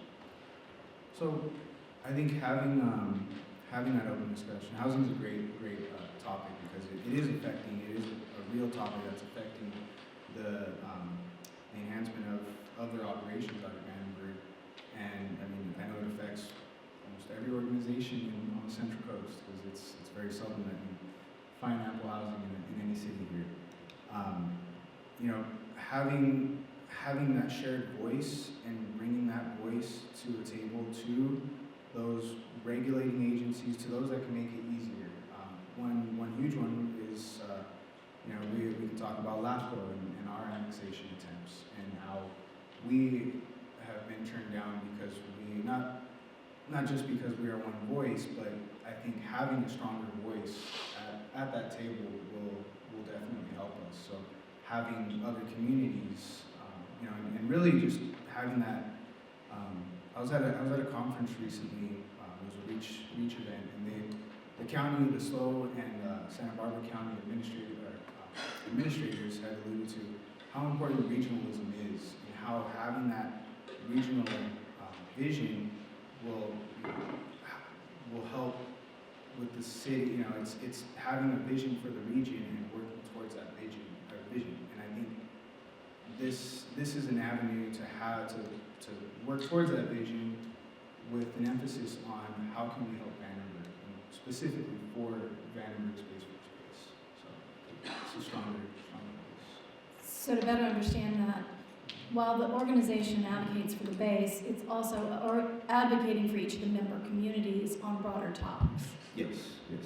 And by becoming one more voice at the table, we're likely better able to argue with LAFCO and have representation that talks about it on top of just being the city being present and talking about it, or the individual wanting annexation, because the base itself can't show up at a LAFCO meeting and advocate for the housing.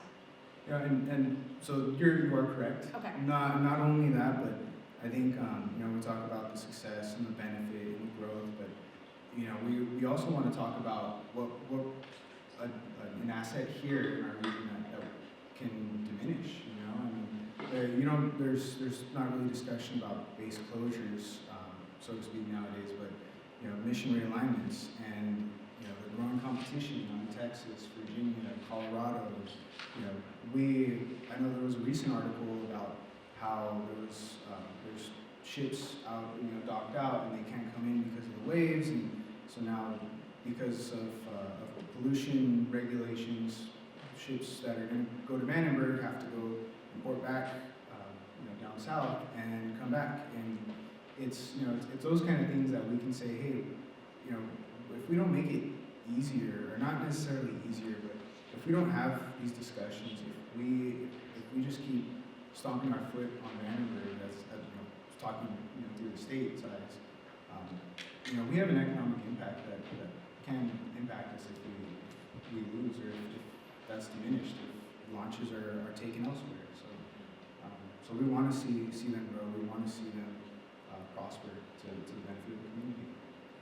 So my understanding from all these discussions and from looking into the other consortiums around bases is it benefits both the base and the surrounding communities to communicate with each other, all be on the same page, be able to disseminate information, and then advocate for each other and access funding at the federal level to implement or change things that we might not otherwise get as an individual city working on it. And then in particular, I look at something like going back to the table for annexation. It gives us additional information, an additional voice besides the city showing up, the base unable to show up and state it, but having a consortium with a representative that would do that work and provide talking points and support and do additional data. So it's also a research tool that we share amongst the communities that help all of our staffs. Yes, definitely an added tool that I think will be very, very helpful for the city, other cities around here, and numerous stakeholders, and overall the base. I think they really need a way to connect to the community, or a better way, instead of communities with one community. Any other questions for staff? Councilmember Strong. Don't we already have some groups that are supposed to be doing this? Reach, you mentioned, SCORE, there were several of them years ago that stood up to help Vandenberg and try and take advantage of the economic driver that Vandenberg is, and now here we are kind of wanting to take the lead on another one. You are correct. There are other organizations that do work or have done work, so to speak, with the base in prior years. For instance, those two charts, those were done via an economic impact report by Reach and Cal Poly. So there are groups. I would say Reach is probably the closest group to that, but they're a little more widespread, and they have a little different of a mission than what we're hoping to attain. With the VCC and in doing research on the California Defense Communities Alliance and what these alliances look like, it really stems from the local jurisdictions. So the local jurisdictions pushing this in, and really to the success, and I think bringing up the points on economic impact. That's really the driver in it. So having that economic, but I know the Chamber of Commerce too. That's another one. But their military affairs committee was a person of one, and now I don't think they're really doing much for in terms of connecting the community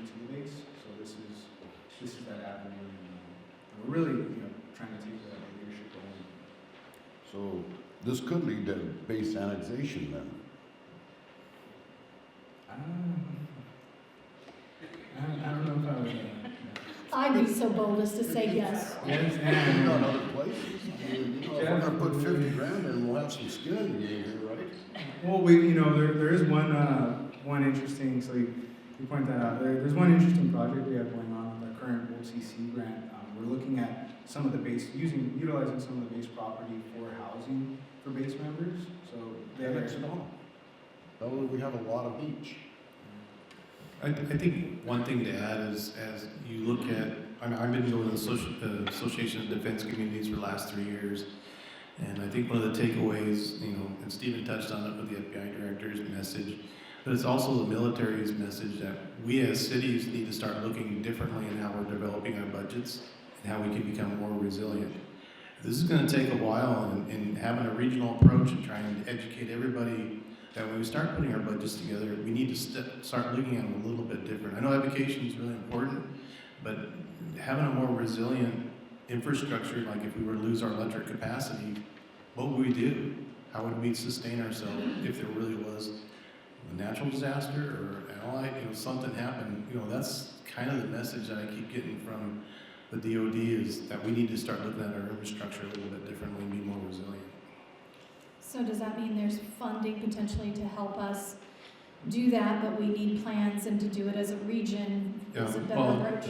The Office of Local Defense Communities, we already got close to $2 million. We just got $740,000 in our follow-on grants, and that's really what that is. How can we be more resilient with our water? How can we be more resilient with our electricity, wastewater, and our utilities? But we're just scratching the surface. If everything they're saying comes to fruition, we've got a long way to go, and this is a really good, strong start as a region. So this is sort of an outgrowth from the old CC grant, identifying things and doing the work, and a way to extend and continue to do that work. And once we go through the follow-on grants, our hope is that we can get a DCIP, Defense Community Infrastructure Program, where we can actually put these to fruition and make some of these resiliency measures come to fruition, like I just said. Councilman Rayo. I think Councilmember Starbucks said it best when he said, there are other organizations that have stood up in the past few years that are looking or have looked to take advantage of the fact that they want to see Vandenberg grow, but obviously they are pulling for their communities, they're pulling for their regions. I've been at many of those specific meetings where Lompoc, they forget to invite us, or they completely don't include us in the conversation, or don't include us in the vote, or whatever the case is. And I'm appalled when I attend that, and I think, well, Vandenberg is in Lompoc, so why is North cities talking about Vandenberg in a way where they're going to come in and just reap the benefits of the growth, of potential growth of Vandenberg, and Lompoc is completely not even a conversation or a topic. Aside from the fact that even though I know that this committee or I'm sorry if I'm mentioning it incorrectly, but is looking to basically bring together those stakeholders and have those conversations and be at the forefront, and Lompoc is looking to lead that. I applaud our staff for even, wanting to do this. And I think it's because of the recent relationships that city manager, mayor, and everybody else that has been at the table during these old CC meetings has been able to bring truly Lompoc and Vandenberg together as one, and realize that the resiliency of Vandenberg, the mission that they carry for protection, not just of our region, but of the national, defense of our country, affects Lompoc in a big way. They realize that they need us, and we realize that we want and need them as well. So it's not, when I look at this, I think, yeah, it's okay, we're gonna have these conversations, or there's gonna be stakeholders at the table that are gonna hold these particular elements or topics of conversation for the growth of Vandenberg and for the resiliency of them. But how does that really affect us as a whole, Because this also can be put into tourism, Obviously, it affects our tourism.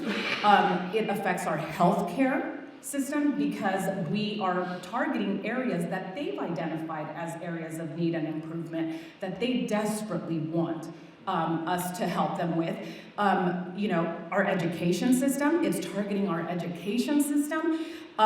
Job creation, I mean, we just got done talking about how Lompoc is considered, you know, low income and all these other things. And I remember the big wave of cannabis, and a lot of the council at that time said that's what's going to take Lompoc out of, you know, deficit. And where did that go? The reality is that we need high-paying jobs. We need real jobs, and this gives us the opportunity to be at the forefront of saying, hey, aerospace companies, if you're coming to Vandenberg, set roots in Lompoc. Like, we'll help you. We'll, you know, and that gives our community first dibs at those jobs. Also, when we talk about we're talking about they need resiliency. So that means improved infrastructure for them. So improved infrastructure for them, funneling through us, means improved infrastructure for us. That means we're able to go out and get grants and improve our facilities so that we can support them. And guess what? That means we get new stuff or new possibilities that we would not be able to afford on our own. It creates resiliency for us, and of course, we're blanketed with the whole defense and combat in the event of something happening to Vandenberg, at Vandenberg, or in target, Vandenberg as a target. Obviously, we're coming up on that. So that's just what I wanted to say, that it really is not, standing this up is not just for one thing, it actually affects so many things in our community that we sit here and we acknowledge as needs. Councilor Lompoc. So I could just say what she said. That was great. I think that was spot on. A couple things, and I'm in full support of this. I appreciate the thoughtfulness. I think we should be thought leaders in this. We are the closest city to the base. This is a great conversation to have. That said, the cost of this conversation over 5 years is $500,000. We're taking the higher percentage cost on because we want to lead. And I think it's a fair question to say, because you mentioned, well, there might be benefits from the general fund and we can push our utilities out and bring more revenue in.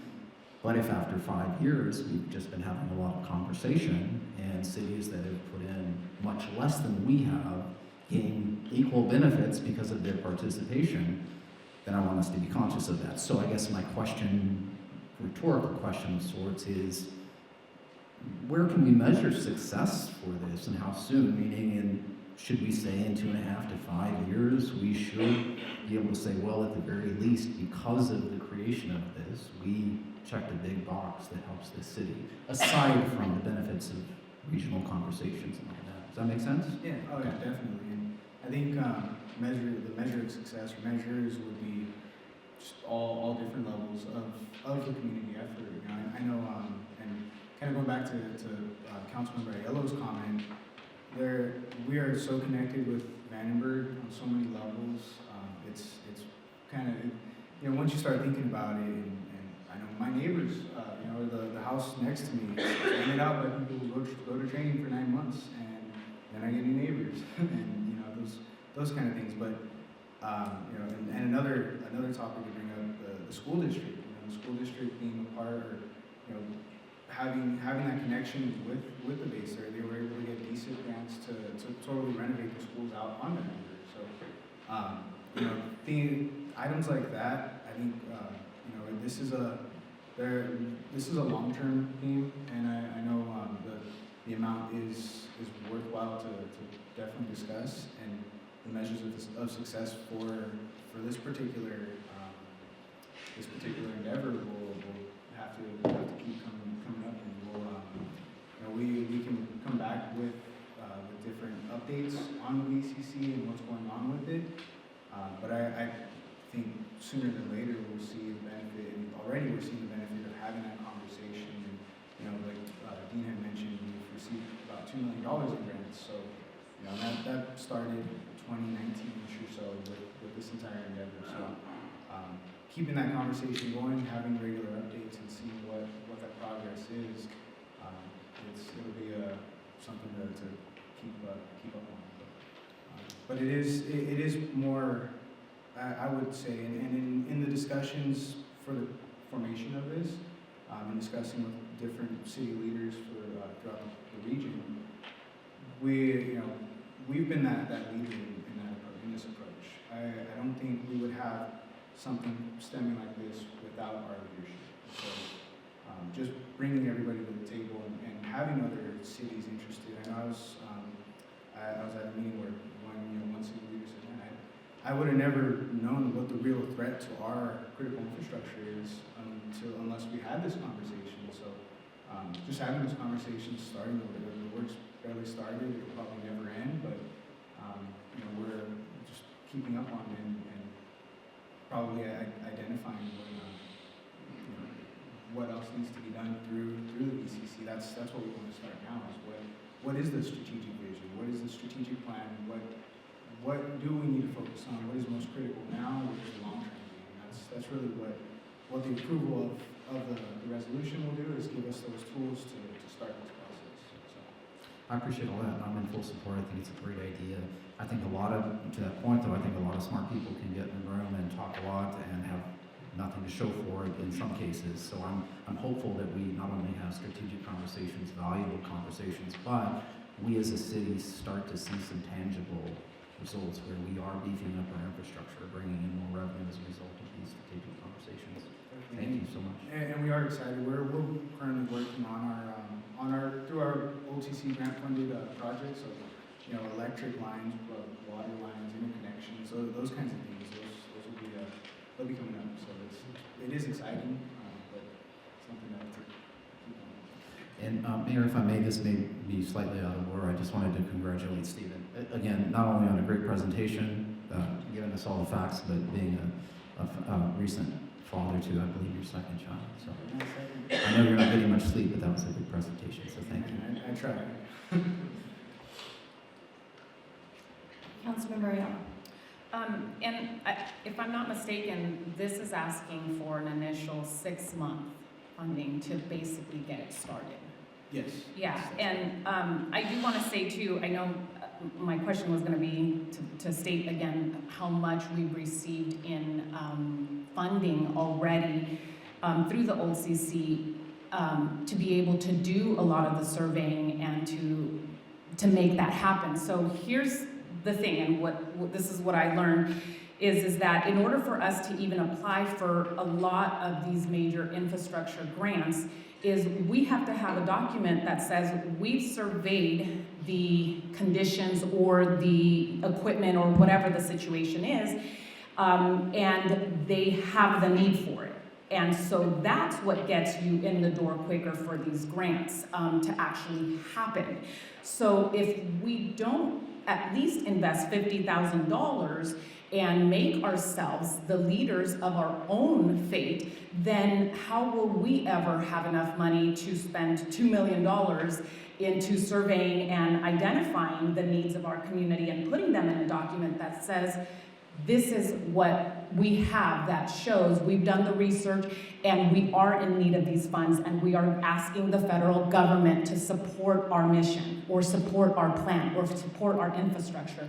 So please keep that in mind. $50,000 is nothing. Nothing.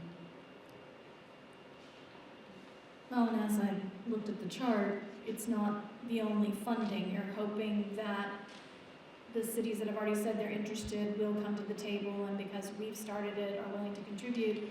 And as we begin to see success, you're able to garner either additional members contributing or greater investment by those already participating. Is the long-term goal? Stephen, if you could back up, you can show them the proposed budget. So that's how much we anticipate, and you can see that Lompoc is at $20,000 for a year. So it's the 50 is just seed money to get it started. And Gilda hit a really good point too. We do have to go through a series of, first we have to identify, and then we have to study them and show that we can do it. Once they're shovel ready, then we can go after actual monies to make it happen through the DSIP program. So it is a process. And I think we've gotten close to 2.2 million already. We do have actually an example of what it would look like adding more community partners.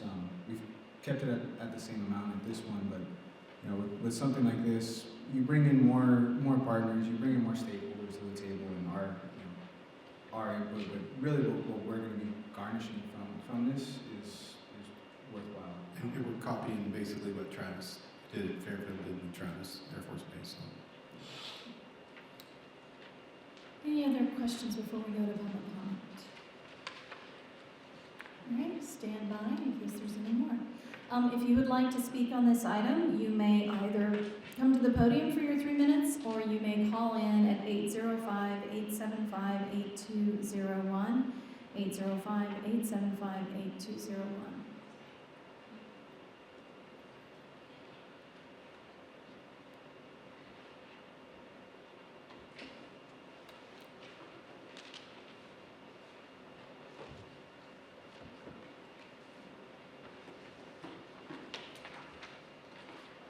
It's so nice not to have to talk through 30 seconds, but I'm going to do it anyway.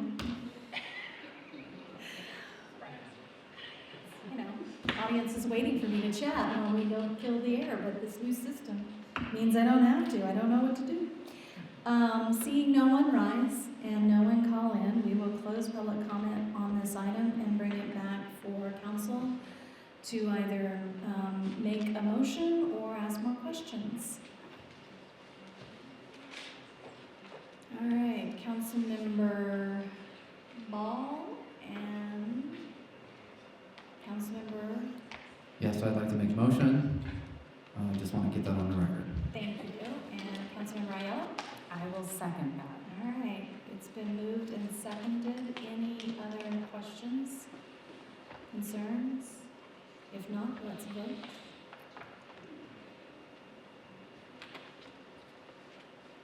And that passes 5-0. All right. Thank you for that work, and looking forward to seeing that improve Lompoc's standings in partnership with BASE. Madam Clerk, do we have any written communications this evening?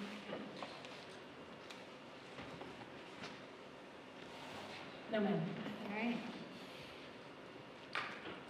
Here's your chance for the final oral communication on city matters for the evening. If you would like to speak on any item, you have 2 minutes. You may come forward to the microphone, or you may call in at 805-875-8201.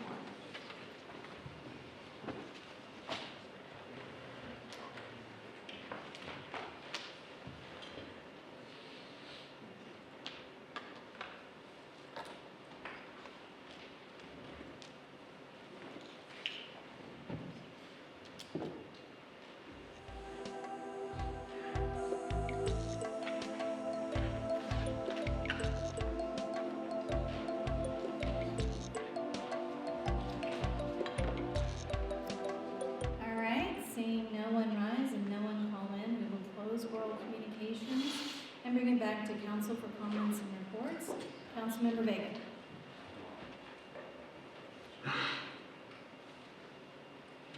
We're fighting each other, controlling mics. Go ahead. Yeah, nothing to report. That was hard. Yeah, it'll get smoother, you know.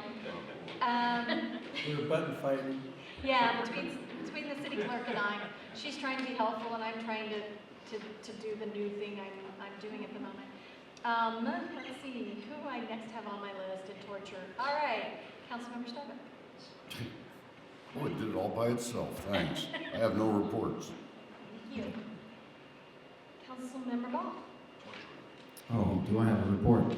Actually, it was a very simple report. I'm going to report on the weather. The weather for Friday night is, during the day, it's going to be in the low 70s.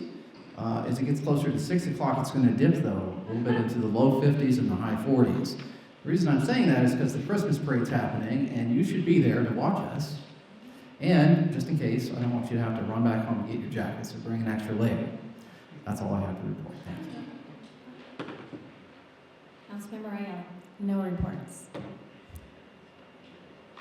All right. I attended the opening ceremonies for Parks and Rec's youth basketball program. I was really excited. It is the highest registration in its history with 359 kids.